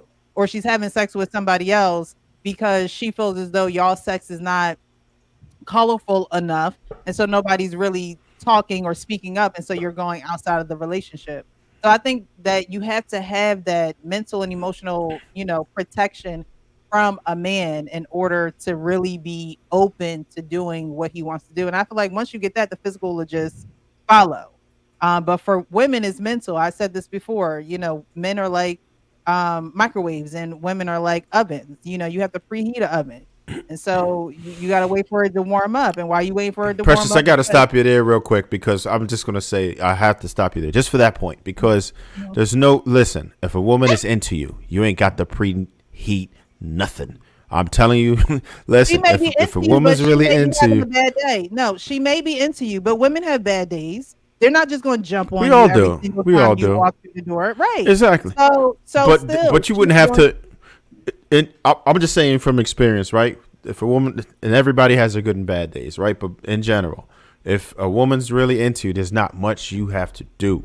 She is turned on just by you, just by who you are, just by what it is. It might be what you look like. It might be how you sound. It might be your voice. It could be a lot of things. But when a woman's truly into you, you ain't got to warm up nothing. But That there's a joint is already reason why cooking. she's into you. There's a Well, reason why she's into you. And a lot of women aren't into their men, and that is a problem. That's a That's huge true. problem, because you should be into the man that you chose, right? So if you're not into him, you got a problem. So I Yeah. agree, but there's a reason why she's into you. You are the man. She sees you as the man, which means you can't tell her nothing about, can't nobody tell her nothing about you, Trail, which are means you? she holds you at a high regard. But there are some women who still need that mental stimulation to hold you at a high regard. That's how she builds that with you. In some way, somehow, you've already built that, or that woman already has that high regard for you. Some women have it for you. You ain't got to do anything for you. They just respect you on that level. They reverence you on that level. And it's not until you do something where she's really seeing you in a different light. So you still have to have, the levels of intimacy with a woman. Just because she likes you She can one day not like you, or she can be having a bad day, or she can be going through. Women are like waves. We're that's why we're like weather is referred to as a woman, because we can destroy, but it could be a sunny day outside too when we go for a walk, you know. It changes. And so I think that, you know, men don't want their woman to change. A lot of times you'll hear a man say, stay just like you are, don't you ever change. Hey, Trev, I'm You'll gonna give hear you men say like that. I'm gonna give you an example, Trev, as to like where it might change. Now, she may be initially into you, but depending on the relationship that you have with her, if she's just somebody you just smashing, then she may always be into you. But if you're looking to do a relationship with her, if you're a guy that's used to getting a lot from women sexually, then she may get bored. Like she may feel that there's a change like within you. She may not be exciting as the first time, and then she may shift because she senses or feels that you're shifting, and then that's when you have to like look a little bit deeper if you want to pursue her and figure out and understand her. If you're not trying to understand her, then it's really not going to really matter to you. You know, like you Oh kind yeah, of but then go ahead. okay, I dig that part, but that's at that point the dynamic of your relationship is screwed. Versus, you know, when you talk about intimacy, if you're talking about intimacy specifically, I mean, there ain't much warming up if she's feeling that way about you. Now, if the dynamic of your relationship is flawed and you have these type of issues where y'all aren't in sync like you should be, then yeah, that's gonna lead to problems in every aspect of your relationship, including sex for sure. But when we're talking about a woman who's really into you, right? Like, and of course the dynamic could change. But if we're talking about when she's into you, if she's really into you, there ain't very much you got to do. Well, I this agree is with the that. only reason why I don't agree. I agree. Because I feel like we're going way too deep into this when it's literally just the change of her now. No pun intended. Yeah. This is the only reason why I don't agree. We all know Go that ahead. there is 1 week out the month where he better not walk into the house looking like he looked. It's just that 1 week where we gonna jump your bones wherever, whenever, however, whatever. When those hormones subside and they trying to regulate themselves, we never talk about those 3, 4, 5 days where even we're not even self-lubricating. We never talk about that, where even our own mind, it doesn't matter as much as you like or want to desire your partner or want to have sex, you can't turn it on if you're not constantly trying to stimulate yourself because your body is trying to re-regulate yourself. That is the only reason why I disagree. It doesn't matter how much a woman is into you. When her body is resetting itself, even then, it's a very much so mental stimulation of her trying to get back to that point. Now, I might do it because you my man. And of course, when you penetrate, that hole gonna lubricate itself because that it works. But that does not mean that I was turned on at all. Hey, Trev, she talking about the times that you got to use a lot of spit. Listen.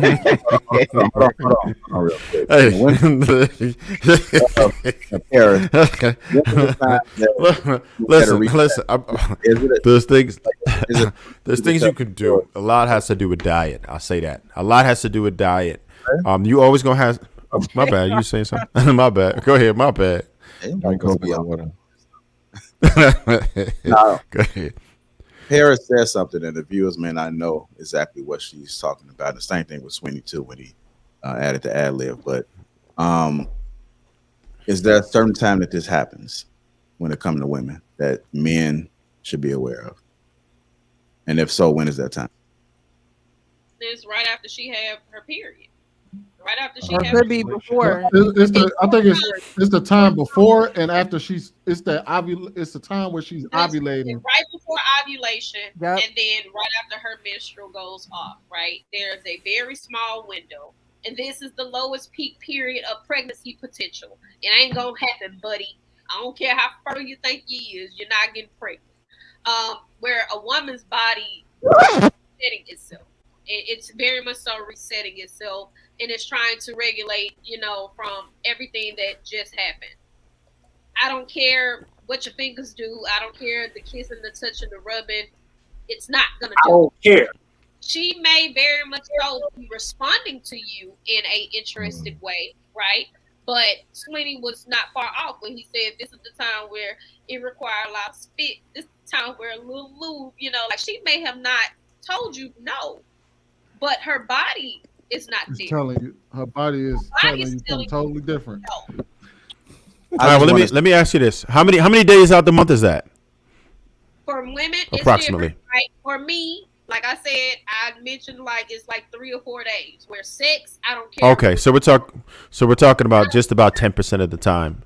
So about 90% of the time, if it's functioning, then you're probably good. Not necessarily, but that's what I'm saying. Like when you have that particular point, It's functioning. it's woman to woman. Every woman's body's different. I'm not speaking for all women. I'm Mhm. just saying for a normal woman, this is what happens. She resets herself. For me, it's about 4 days. Yeah, I got that. Like you mentioned, diet. I do eat well enough. I know what to trigger myself. You work out for some reason to make you aroused. I don't know. But I can say for me, I don't care how much I see it. I don't care how good he smell. I don't care how much you touch me. I don't care how much you rub me. My body said, girl, you don't want that. That's what my body said. Now, I don't tell, but my body is not in that mode. It's trying to reset itself. Because it's really supposed to be getting ready for a baby, right? Our bodies are supposed to be preparing for a child. And when that child doesn't come, then it passes through and our body is confused. They say that we're crazy around that time of the month, y'all, because it's literally our mental and psychological is literally preparing for a baby, although you're not having one. So then your body is going through the trauma for however many days it takes for some women of saying, okay, I'm not having a child and I'm also getting rid of this lining. Yeah, so I'm not having a child, but I'm cleaning myself out at this point. Yeah, I was gonna say, all right. So you got the week that she's on, right? So you got that week that she ain't feeling shit. She's not trying to do anything, just on the strength. Because there's some women who don't care about it, and they, you get. All right, so there's a week. Stay with the shits. There's a week that she's on. Go ahead. Put the towel down. And there's a week, like they said, that she's trying to reset where her body is not interested at all. Then there's a week where she's in heat, where she's ready, steady, and then there's a week where she's just normal. So that means you, like the week that she's better in heat, rack up.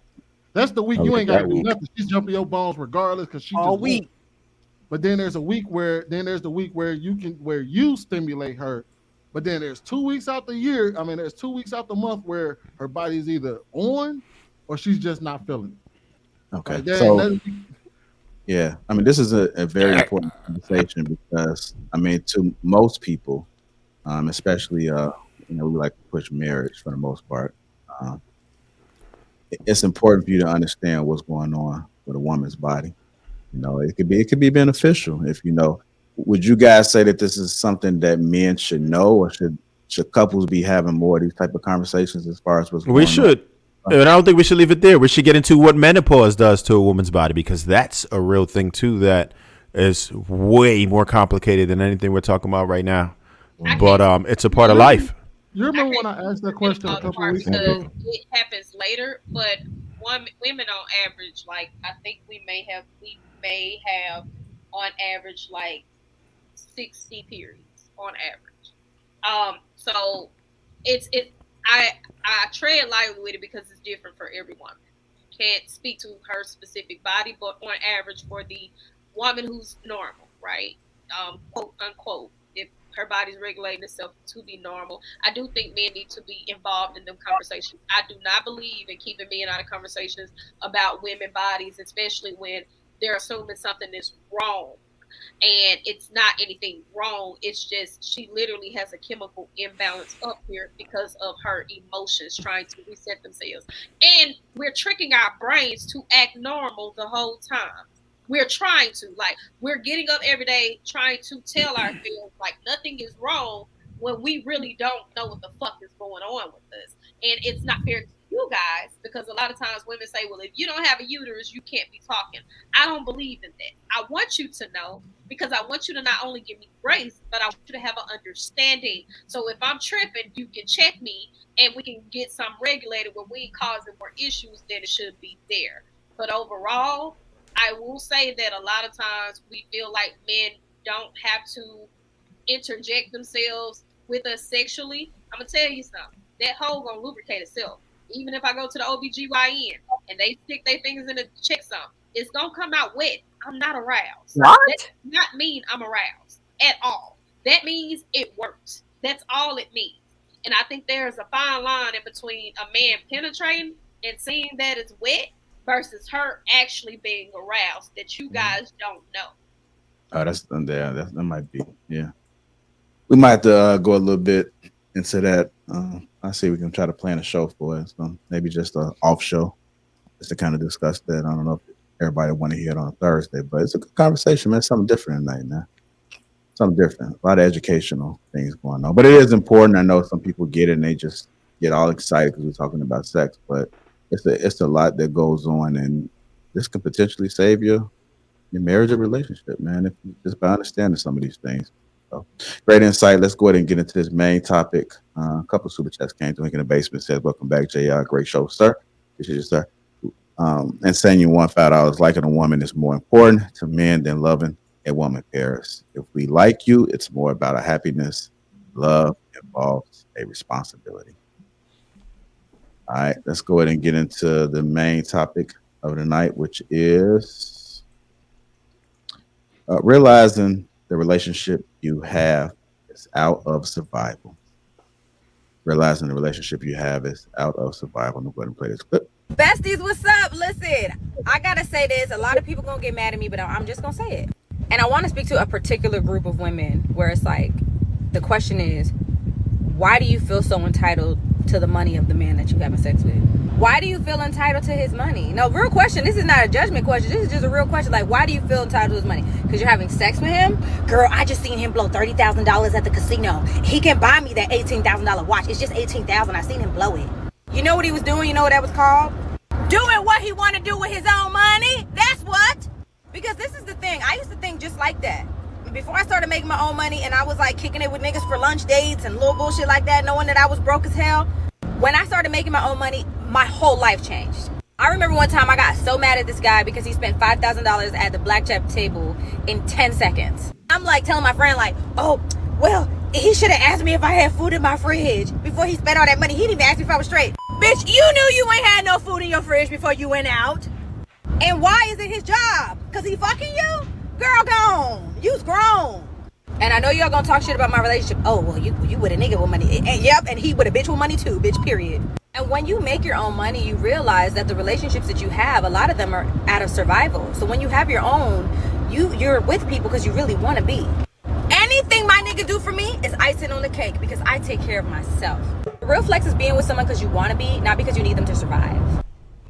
Can we just say the last Yeah, I don't know what happened to the other part of that. video that Chopping screwed. Yeah. So let's hop into it, man. I know she said a lot on the front end. Towards the end, I thought it was deep when she said realizing the relationship you have is out of survival. I mean, that's the part that and I just made me think that I think a lot of people are in relationships because it serves them for a reason. It's convenient. They don't have to really do X, Y, and Z. It just works. Let's go ahead and talk about it. Realizing the relationship you have is out of survival. I'm gonna go ahead and go to Cloud first. What do you thought, sir? I think she's right. I think a lot of people, traditionally dated based off of survival. And I think, I've said this before that I think a lot of why there's so much confusion about, like dating and marriage now is because the economy is different. And with the change of the economy and with women having more access to resources, you're finding that a lot of people aren't coming together because a lot of people coming together was based off of having resources. Now people are coming together based off of, desire and attraction, which is more fickle, but but it's not based off of survival. So the relationships aren't lasting as long because people aren't really meeting each other as much. But you're finding that there's a lot more interactions happening because people have more options now. There's more money on the table. Women have more freedom, and I just feel like that's the direction we're going in right now. Okay. Sweeney, what are your thoughts about a certain relationship you have is out of survival? I kind of see what Cloud is saying. I kind of agree with him to a degree that you are staying because what's crazy is that I've heard so many women talk about how in order for you to get submission, you must take a woman out of survival mode, right? But what baffles me is that when you take a woman out of survival mode, i.e., when she can make the money for herself, the less she actually attaches herself to a man. Mm-hmm. Like it goes against her nature to actually do that because we see it time and time again over the last 30 years. Women have been getting taken out of survival mode and they've been getting put in a space where they no longer need men to survive and they distance themselves from men, in fact, becoming men themselves. So to say, now I need this man to come in and be a man for me just to make me a woman again is asinine. Well, it's just crazy. I ain't gonna say it's asinine, but it is absolutely crazy. So I don't think too many people out here operating out of survival. I think a lot of women just getting what they want out the deal. And if that means it comes with a couple checks, then it comes with a couple checks. And they get their rocks off like Paris said. Go ahead, Precious. I wonder how many people actually come to the realization that their relationship is out of survival. Who actually say, you know what, I'm only with this person because I can't afford my half of the rent. Or I'm only with this person because my car done broke down and they got a car that's, working. Or, whatever they're financially benefiting off of the other person. Are they coming to a place where it's just like, maybe I should know how to do this on my own, or maybe I should know how to at least care and put and steward over this correctly. I think that when women get money, they feel as though they don't need men. When in actuality, I think that when women get money, they should join it with the man to see how the couple can actually survive and go far being together.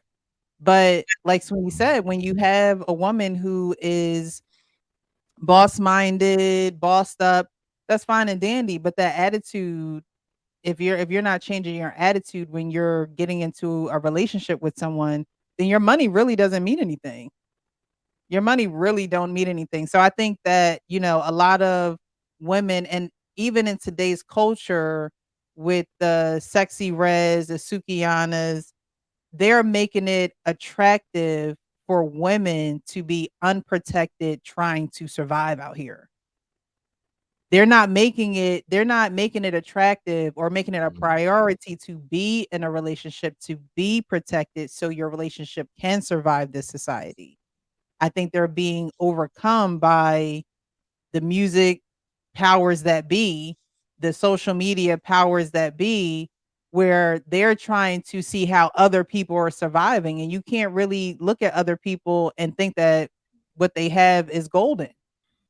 So you have to worry about yourself. And so when you're in a relationship with someone, the only way I want to say I'm in a relationship with someone out of survival is if there are certain spiritual needs that we have that I just can't live without.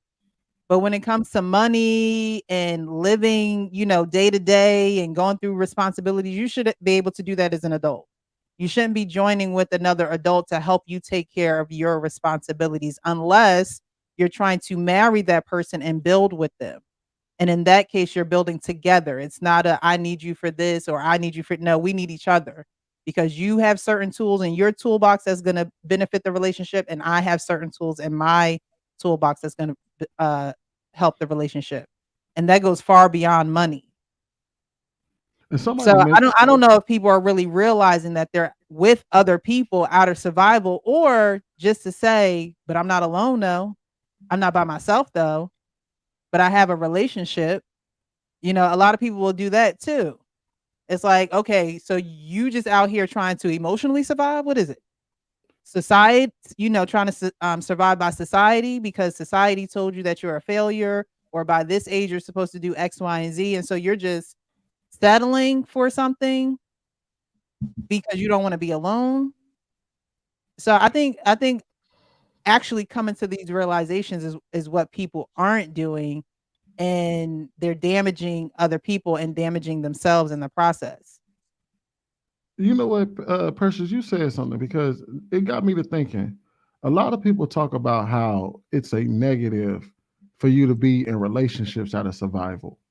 But a lot of people don't talk about how it may just also be a negative for you to not be in relationships out of survival. And somebody mentioned that survival mode isn't all about money, it's about mental as well. And for you to avoid relationships because you're afraid of the mental toll that it may take on you, could that also be a problem as well? Mm. I think that's an Definitely. interesting Two, idea two right is there. better than one, but on the road to becoming one, there are going to be hurdles. There are going to be things that are, I say this all the time, the devil don't like family. So when you join in with somebody, you should automatically know that that attack is coming your way. Hurdles are going to come your way. But what are you doing to stand against it? What tools do you have to fight those things? Because they're going to come your way. You can't avoid them. You can't think that you're, you know, the exception to the rule and nothing's going to happen. No, it's going to happen. So are you going to survive it, or are you going to try to get out of it and try to save yourself? You know, and I think that when we realize that two is better than one, and the benefits of two better being better than one, because when you fall, I'm there to catch you, right? And vice versa. But a lot of people are just falling, and the other person, they don't even give the other person a chance to catch them. Yeah. Because I think a lot of people have a negative outlook on relationships and dealing with other people, and it kind of alludes to what you just said. I think there's a lot of benefits that come from having somebody there that can catch you when you're slipping or help you. It's just all about making sure that you got the right person to walk that walk with you. And oftentimes people do tend to choose very poorly, and then they let that negative relationship or the negative aspects of that relationship cloud their judgment or cloud their ability to go out there and find somebody that can, you know what I mean, that they can work with. So they operate out of fear and go out to the world and say, well, I'm gonna stick to myself because I'm afraid of what being in a relationship would yield. Hmm. Go ahead, Precious. And not Precious. It's an easy mix up. I will say that this is No, I'm pressing all these buttons, man. it's cool. This the one time I can't agree with you, Precious. Suki and Sexy Red, they're actually very heavily male identified. They literally love attaching themselves to men. Now, one person who got a lot of influence that doesn't necessarily feel that way, and you can see it in the change of her behavior now, is Krishan Rock. That girl has a lot of influence over women. A lot of women see themselves in her, and she's constantly popping up every place. The first thing she said was, I got money, I don't need you. That's the first thing she said. Despite him making her. I ain't gonna talk about, how toxic their relationship is. But once she keeps repeating that to herself and she keeps elevating and she keeps doing things that can separate her getting money from him, when she starts to actually see the money being made aside from him, she's actually going to put her best foot forward and weaponize that and leave him. That's when it's going to happen.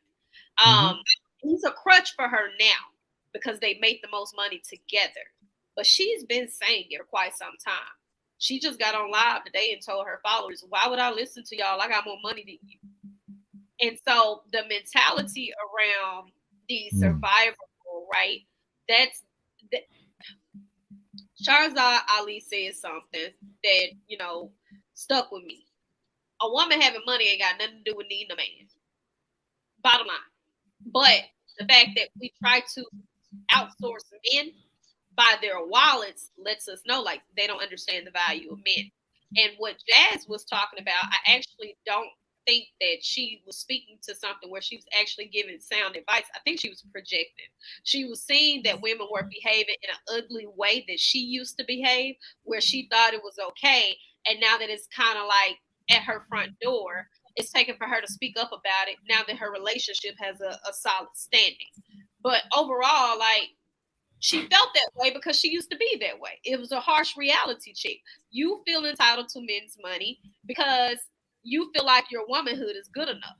But if a man who, such as Tyler Perry said, you're making more money, if this all that I can do, then it should be good enough. She go, that ain't acceptable. So there's a clear outline double standard here. And not only is it a double standard, there are women who are not necessarily operating in survival, they're operating in their true nature. It is a woman's true nature to want a man. It is a woman's true nature to need and rely and depend on a man. The issue is that we're doing it just contingentally on the wallet side when we need to be doing it all the way around. We need to be valuing their friendship. We need to be valuing their livelihood. We need to be valuing everything, not just his wallet. But I actually think, and crazy as it may seem, I actually think that the video made a good point. The women actually acting the way that they should act. They're doing things that makes them have to go towards men as opposed to shy away from them. I thought it was Paris. Real quick with that, I definitely agree with that because like what Krishan is doing, and I saw she got the producers to separate their contracts, right? And now she feels like she's fully independent, and I feel like that's where the disconnect is because this is first world woman talk. In all honesty, where you feel like the only value that you find in a man is him providing provisions, right? That's cool and all, but this is first world talk because when you go to other places that don't have the luxuries that we do and circumstances that we could likely face, right? If you're looking at what the tensions are overseas, we've already had attacks on our electrical grid, right? We have global warming, natural disasters, right? I'll mention the Superdome again. You saw what happened in the Superdome, right? When it got real after Katrina, that's real life. That's when it hits the fan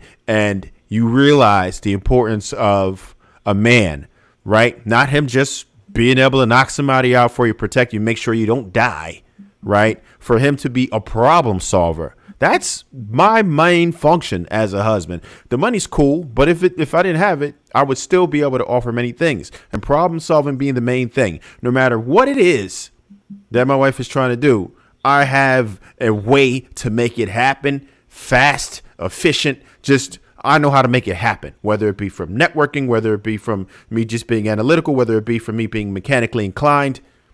There's certain things that women do need from a man, survival based, that have nothing to do with money. Like even what you were talking about with Kasham, right?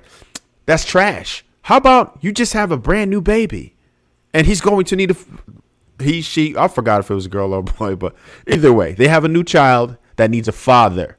Either way, it's equally important. They need a father. And now you don't even value that. You think that the money's going to take care of everything. You think that they're going to be good because you got a nanny or whatever, or grandparents. They need a father. That's the problem. And that's why it is nothing wrong with it being out of survival. We coexist, right? We're counterparts. We need each other for survival, right? So, and we've always been like that. Why is it wrong now? Why should you feel like you don't need a partner when they offer so many things that would make your life whole? That's what the whole idea is, for us to get together and make a strong unit, and we call it our nuclear family. That's the end game. That's what should be the end game. When you look at the classes of people who are thriving the most in society, it's because they realized that was the end game. It's because they realized that we built this through strong families, that we support our own, that with the strong families, we turn that into strong communities. And that's what we're missing. We don't even have the foundation. Go ahead. But make no mistake, I'm not saying in that video that it is okay for a woman. Oh no, I didn't get that. I'm just clearing this up. Like, I'm not saying that it is okay for a woman to want a man for his money. However, I am saying that based off of what she was saying, that is a woman acting in her nature going towards me, and she's just doing it the wrong way. That's what I mean. Right. I wanted to add to what Trev was saying too, because this is just the outcome of we've created an environment where you can outsource survival. Like that's what money has become, and money and technology in today's time have become a way to outsource survival. And I think that that's really the stem of where all these problems are coming from, you know, and that's reminiscent of what Sweeney was saying, because he was asking, like, you know, is the problem really that we're not dependent on each other, right? And when he said that, it kind of made me think, you know, he might be right about that, because like with money allowing you to outsource survival, then you really won't feel like you need somebody else, you know, because it's like everything that you might think you need to survive, there's been a technology made that you can purchase in order to supplement that. And so women can kind of live in this world, whether it's a fantasy world or not, or real. They can kind of, many of them can live in a world where they feel like, you know what, I don't need you to survive, because I can outsource my survival. You know, I can get food, I can get my car repaired, I can get electricity, I can get a home, I can get shelter. You don't have to build the home anymore. And I think that this is just, unfortunately, like the natural outcome of progress, because like you can only progress so far, right? Like there's only a certain point you're going to get to where your progress is actually going to be detrimental to you, and that's like in every facet of life, like even like health, right? Like if I go to the gym and I get too big, there's going to get to a point where I can't even scratch my own ass. You get what I'm saying? Like, so what? Like, so it's like if you put in too much, if you're doing too much, you're trying to survive too much, you function too optimally, it can actually hurt you in the long run. We've built societies and cities where you don't even gotta walk more than a mile to get anything you need.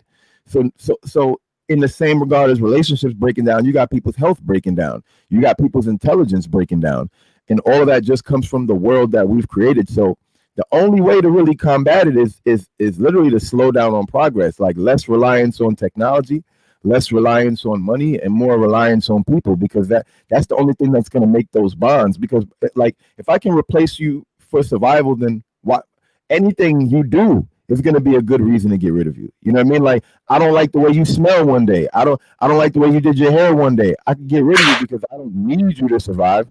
I can outsource everything you do. So I think we just have to work on that. I had posted something, and the question was, do we need each other? Do we want each other? And a lot of people, you know, said, I want my significant other, but I honestly think that we need each other. And we've gotten so far from that concept of needing one another. I think women will wave a flag like, oh, I don't need him, thinking it's a badge of honor. And it's crazy when women speak that way, because you're literally leaving yourself open to any and everything. They'd rather want to do it alone and feel proud that they're doing it alone. Like you said, your health is going to break down, your mental is going to break down. And not believing that two is better than one, and having this, oh, but I can do it by myself. I saw so and so do it by themselves. That doesn't mean it was right. So I think we definitely do need to shift back into the gears of I need you and you need me. That used to be a song we used to sing in church. But it was like a welcoming song, you know, trying to invite the visitors. Like I need you, you need me, you know. And I don't think we practice that anymore. We're not neighborly anymore. We just don't care about people anymore. And I think that we definitely should change that. And the way that you change it is that you show that behavior. You show that behavior so other people can say, I don't see people really doing that anymore nowadays. I don't see people extending, you know, to help other people anymore nowadays. And hopefully it spreads. But I think we should go back into wanting to need each other, not saying, oh, well, I want him, I want her. No, you need her. Or if you have a purpose, you're gonna need them. It's no ands, ifs, or buts. But I don't think people are chasing purpose in order to know what they need.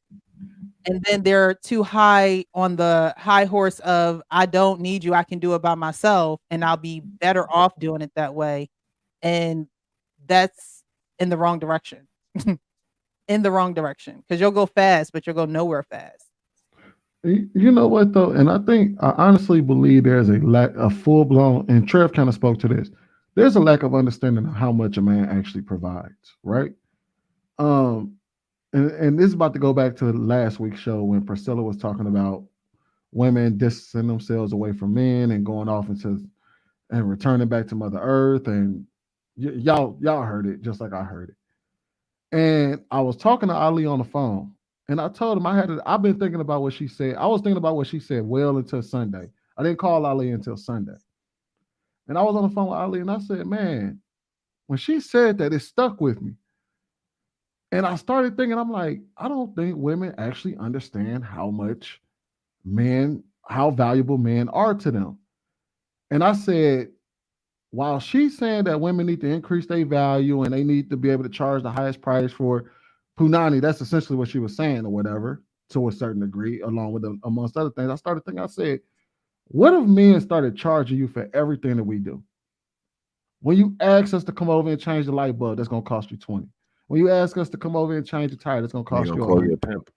When you call me and ask me to change the battery in your smoke detector, or when you call me to watch your babysit for you, or when you call me to, if men started to charge for everything, because women have a honey-do list for the men in their life. It never goes away. They always call men for different things in their lives.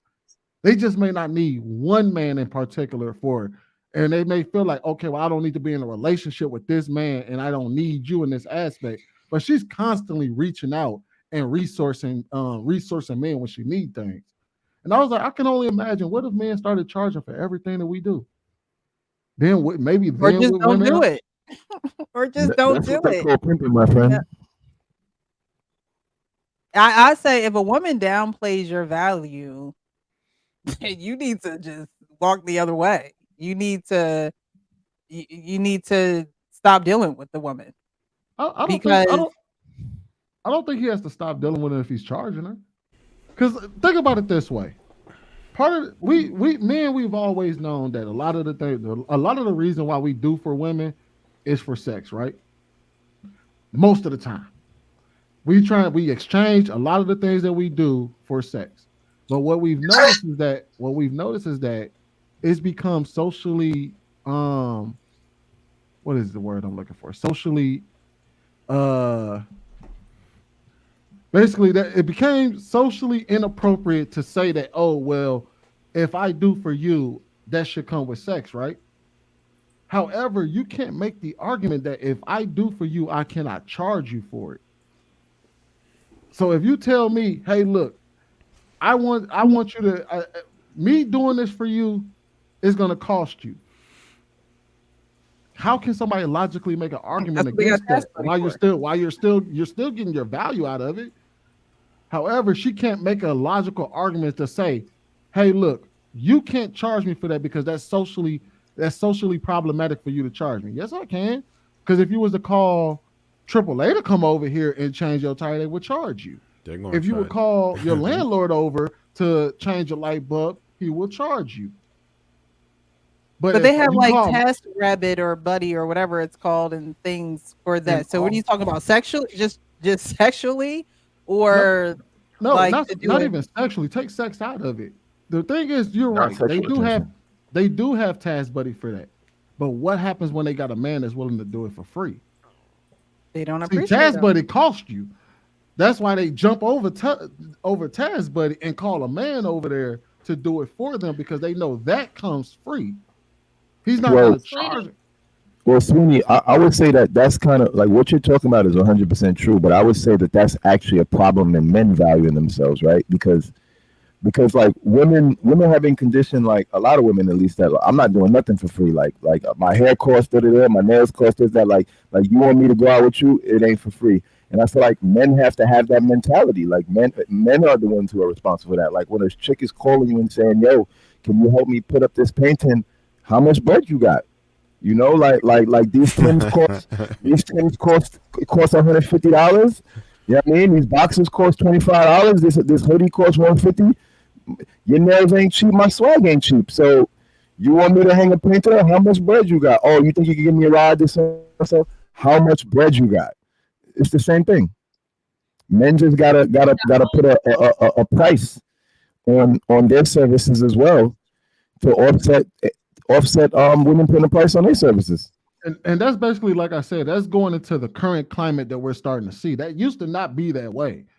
You know what I mean? It didn't used to be that way, but now you're starting to see that everything is way more transactional. However, a lot of men have been tending to complain because they're like, hey, we feel like we're giving so much and not getting anything in return because it's socially inappropriate to demand what we typically want in return.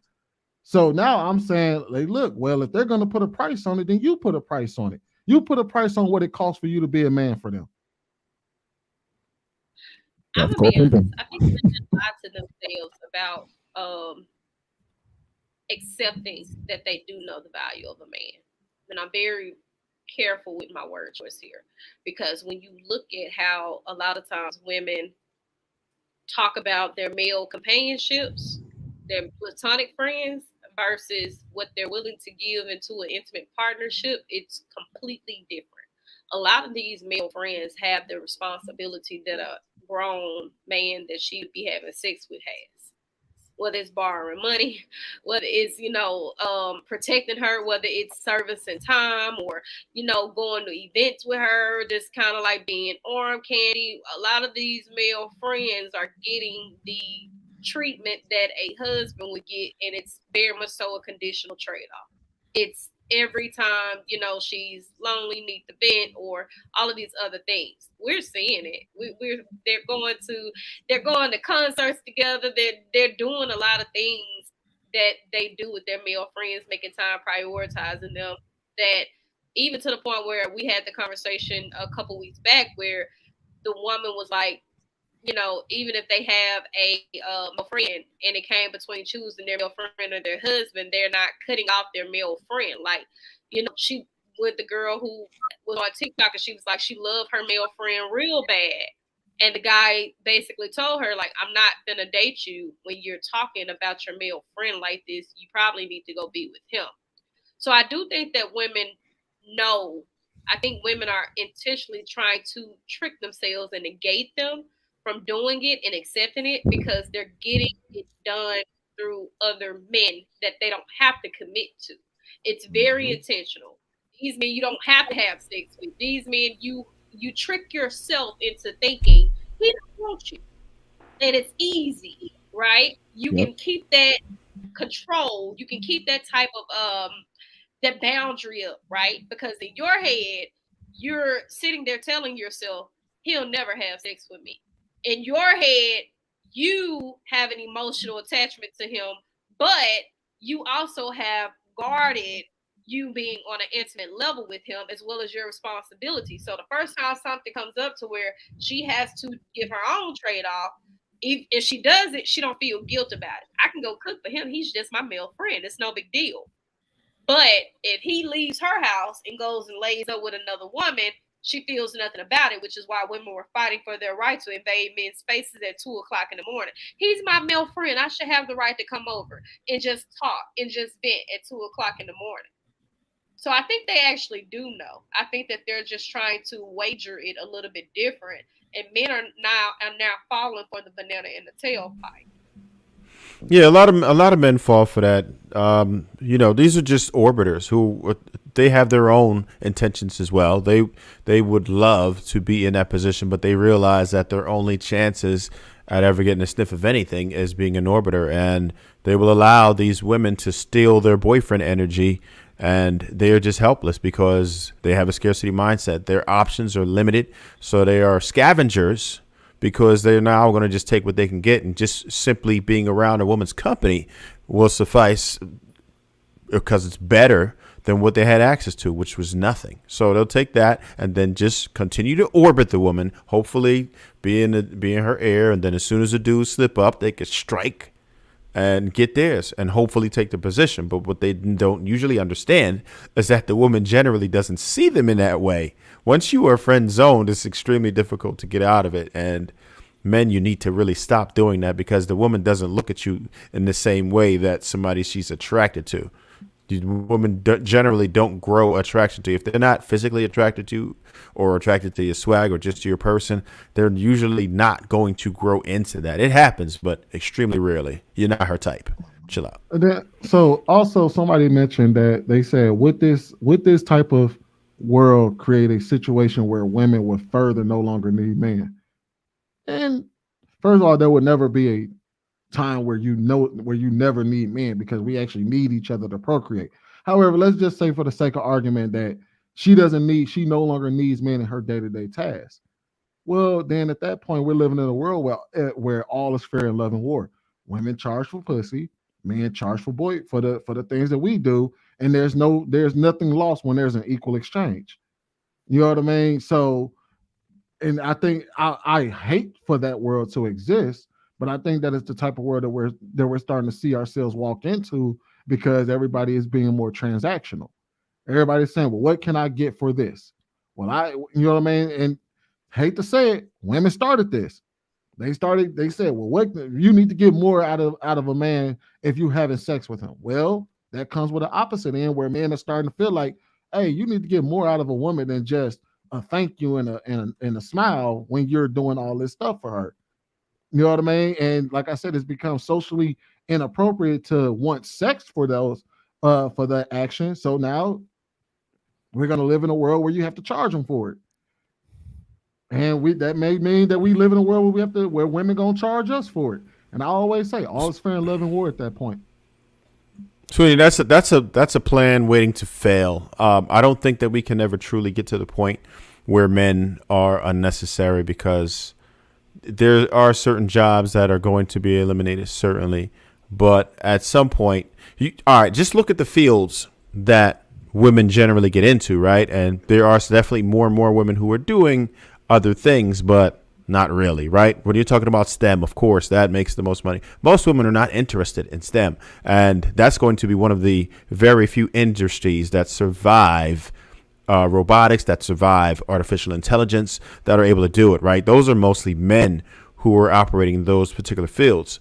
So it's only going to get worse in a minute because many of these social jobs that we have right now will be replaced. And that's usually what women do. So unfortunately, women are going to run out of slack far before men do because just of the fields that we are willing to do right now. And that's subject to change, but not likely because it's just not in their personality. So we're going to be valuable, right? And no matter how you spend it. I wasn't speaking towards like obviously that's why I said obviously when you look at the macro and the grand scheme of things, men are needed. Not only and I know I only mentioned procreation, but obviously because there's things that we can do in this world that women physically cannot. I was just talking about in a woman's day-to-day tasks, like her getting up, go to work, come home, pay bills type deal. That's all I'm referring to because when women talk about how they don't need men, that's what they're referring to. Obviously, they know that they need men because they ain't the ones out there working on highways and roads and stuff like that. Right. That's what I was getting ready to say. When women tend to talk about it, they're referring to their own day-to-day task of, I don't need a man to be in the house with me. I can go out there and hire somebody to do X, Y, Z or something like that. They don't need a man romantically type deal. And we're gonna go ahead and close out with Cloud. Go ahead. You want to say something, Cloud? Oh no. They rotate tires. They rotate ass. Let me get to this last super chat right here from John the Baptist File. It says relationships should be based on survival mode for men and women. Absolutely. Yeah, I want to thank you for that, man. It's been a great show, man, despite changes and unusual circumstances. But I don't know, maybe I might entertain a smaller panel. Seemed like we was able to get all our thoughts out and have a productive dialogue tonight. So much appreciated for the panel, for their perspectives. Appreciate you let go on. I don't know if you was cloned today, but it's like you was a different guy. Today. Yeah. That's why we couldn't. Kid around on a regular. Hey JR, I got a question really quick for everybody. If you did not charge for something before, could you charge for it at any period of time when you feel like it? Yeah, people start supply and demand. Supply and demand. Yesterday's price is not today's price. Yeah. There's your answer. Wait a minute. Listen, limited supply. Listen, they did it with diamonds, man. They did it with diamonds. There's tons of diamonds out there, but they keep them off the market so that they can keep the value high. So that's what you do. Hey, can you help me with tires? Nah, I'm good. Simple as that. I can't help you with the tires, baby. That costs a little more than it used to. That's all. Leave them alone. I didn't hear you, Precious. What was that? I mean, I'm sorry, Harold. You really blessed to have me and Precious tonight. I don't know what you would have done without us holding the panel together. It was just Yeah. us. Yeah, I know you guys were holding it down. You guys were resting in your femininity tonight. So salute to you guys. Yeah, you know, I don't do that. Let's make sure we support each other, I man. just want to add one more thing, though, actually, because you had asked me before, and it just came back to mind. My bad. They always say. I just wanted to say that, like, one thing I find interesting is like a lot of women talk about like not needing a man, right? But then they always say how they need a man to help them be in their femininity. So like whenever women are in survival mode, you do find that they adopt masculine behaviors. So that proves that masculinity is so necessary that when a woman doesn't have it in her life, she will revert to it. That's how important it is to have in her life. So, yeah. Yeah, they literally would divert to masculinity themselves. Like they will make themselves more masculine to adapt to the lack of masculinity in their lives. Makes no sense. Hence the reason why they say I need a masculine man and a leader and a provider to take me out of survival mode. And then they become one. Ain't that crazy? We do. Let's make sure that we support each other. Very important.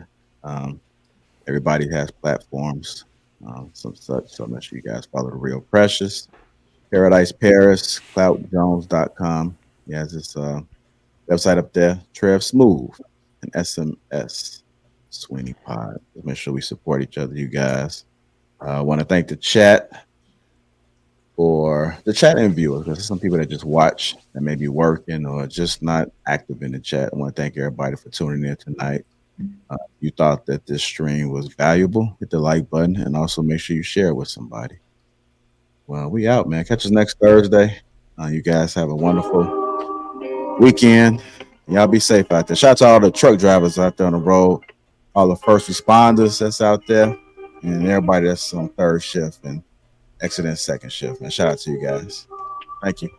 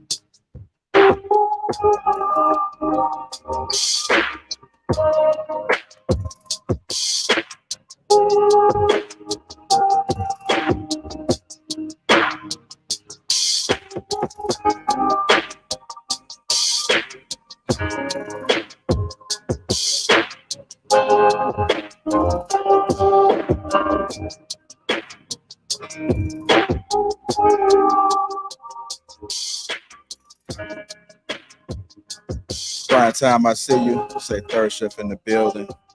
I appreciate everybody that's tuned in tonight. I want to also thank the panel as well.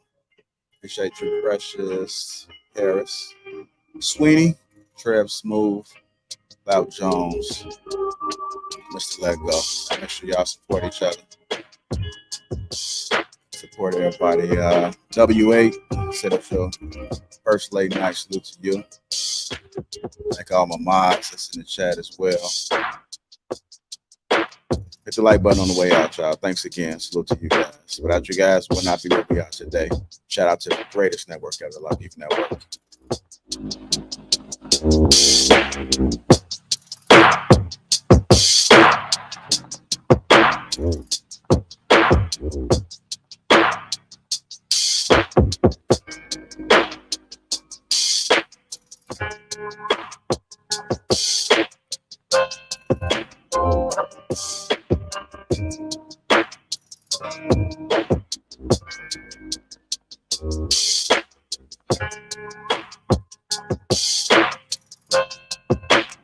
All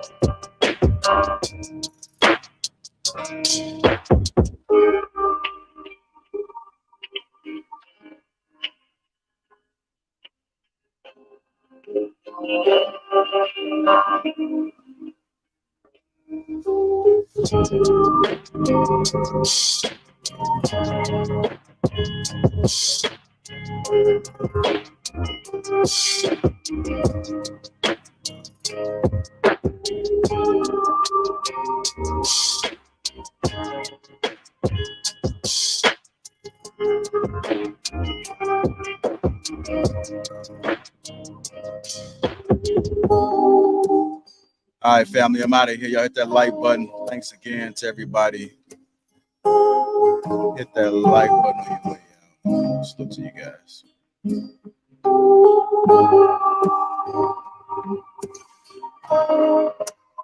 It's the last track, y'all. It's the last track.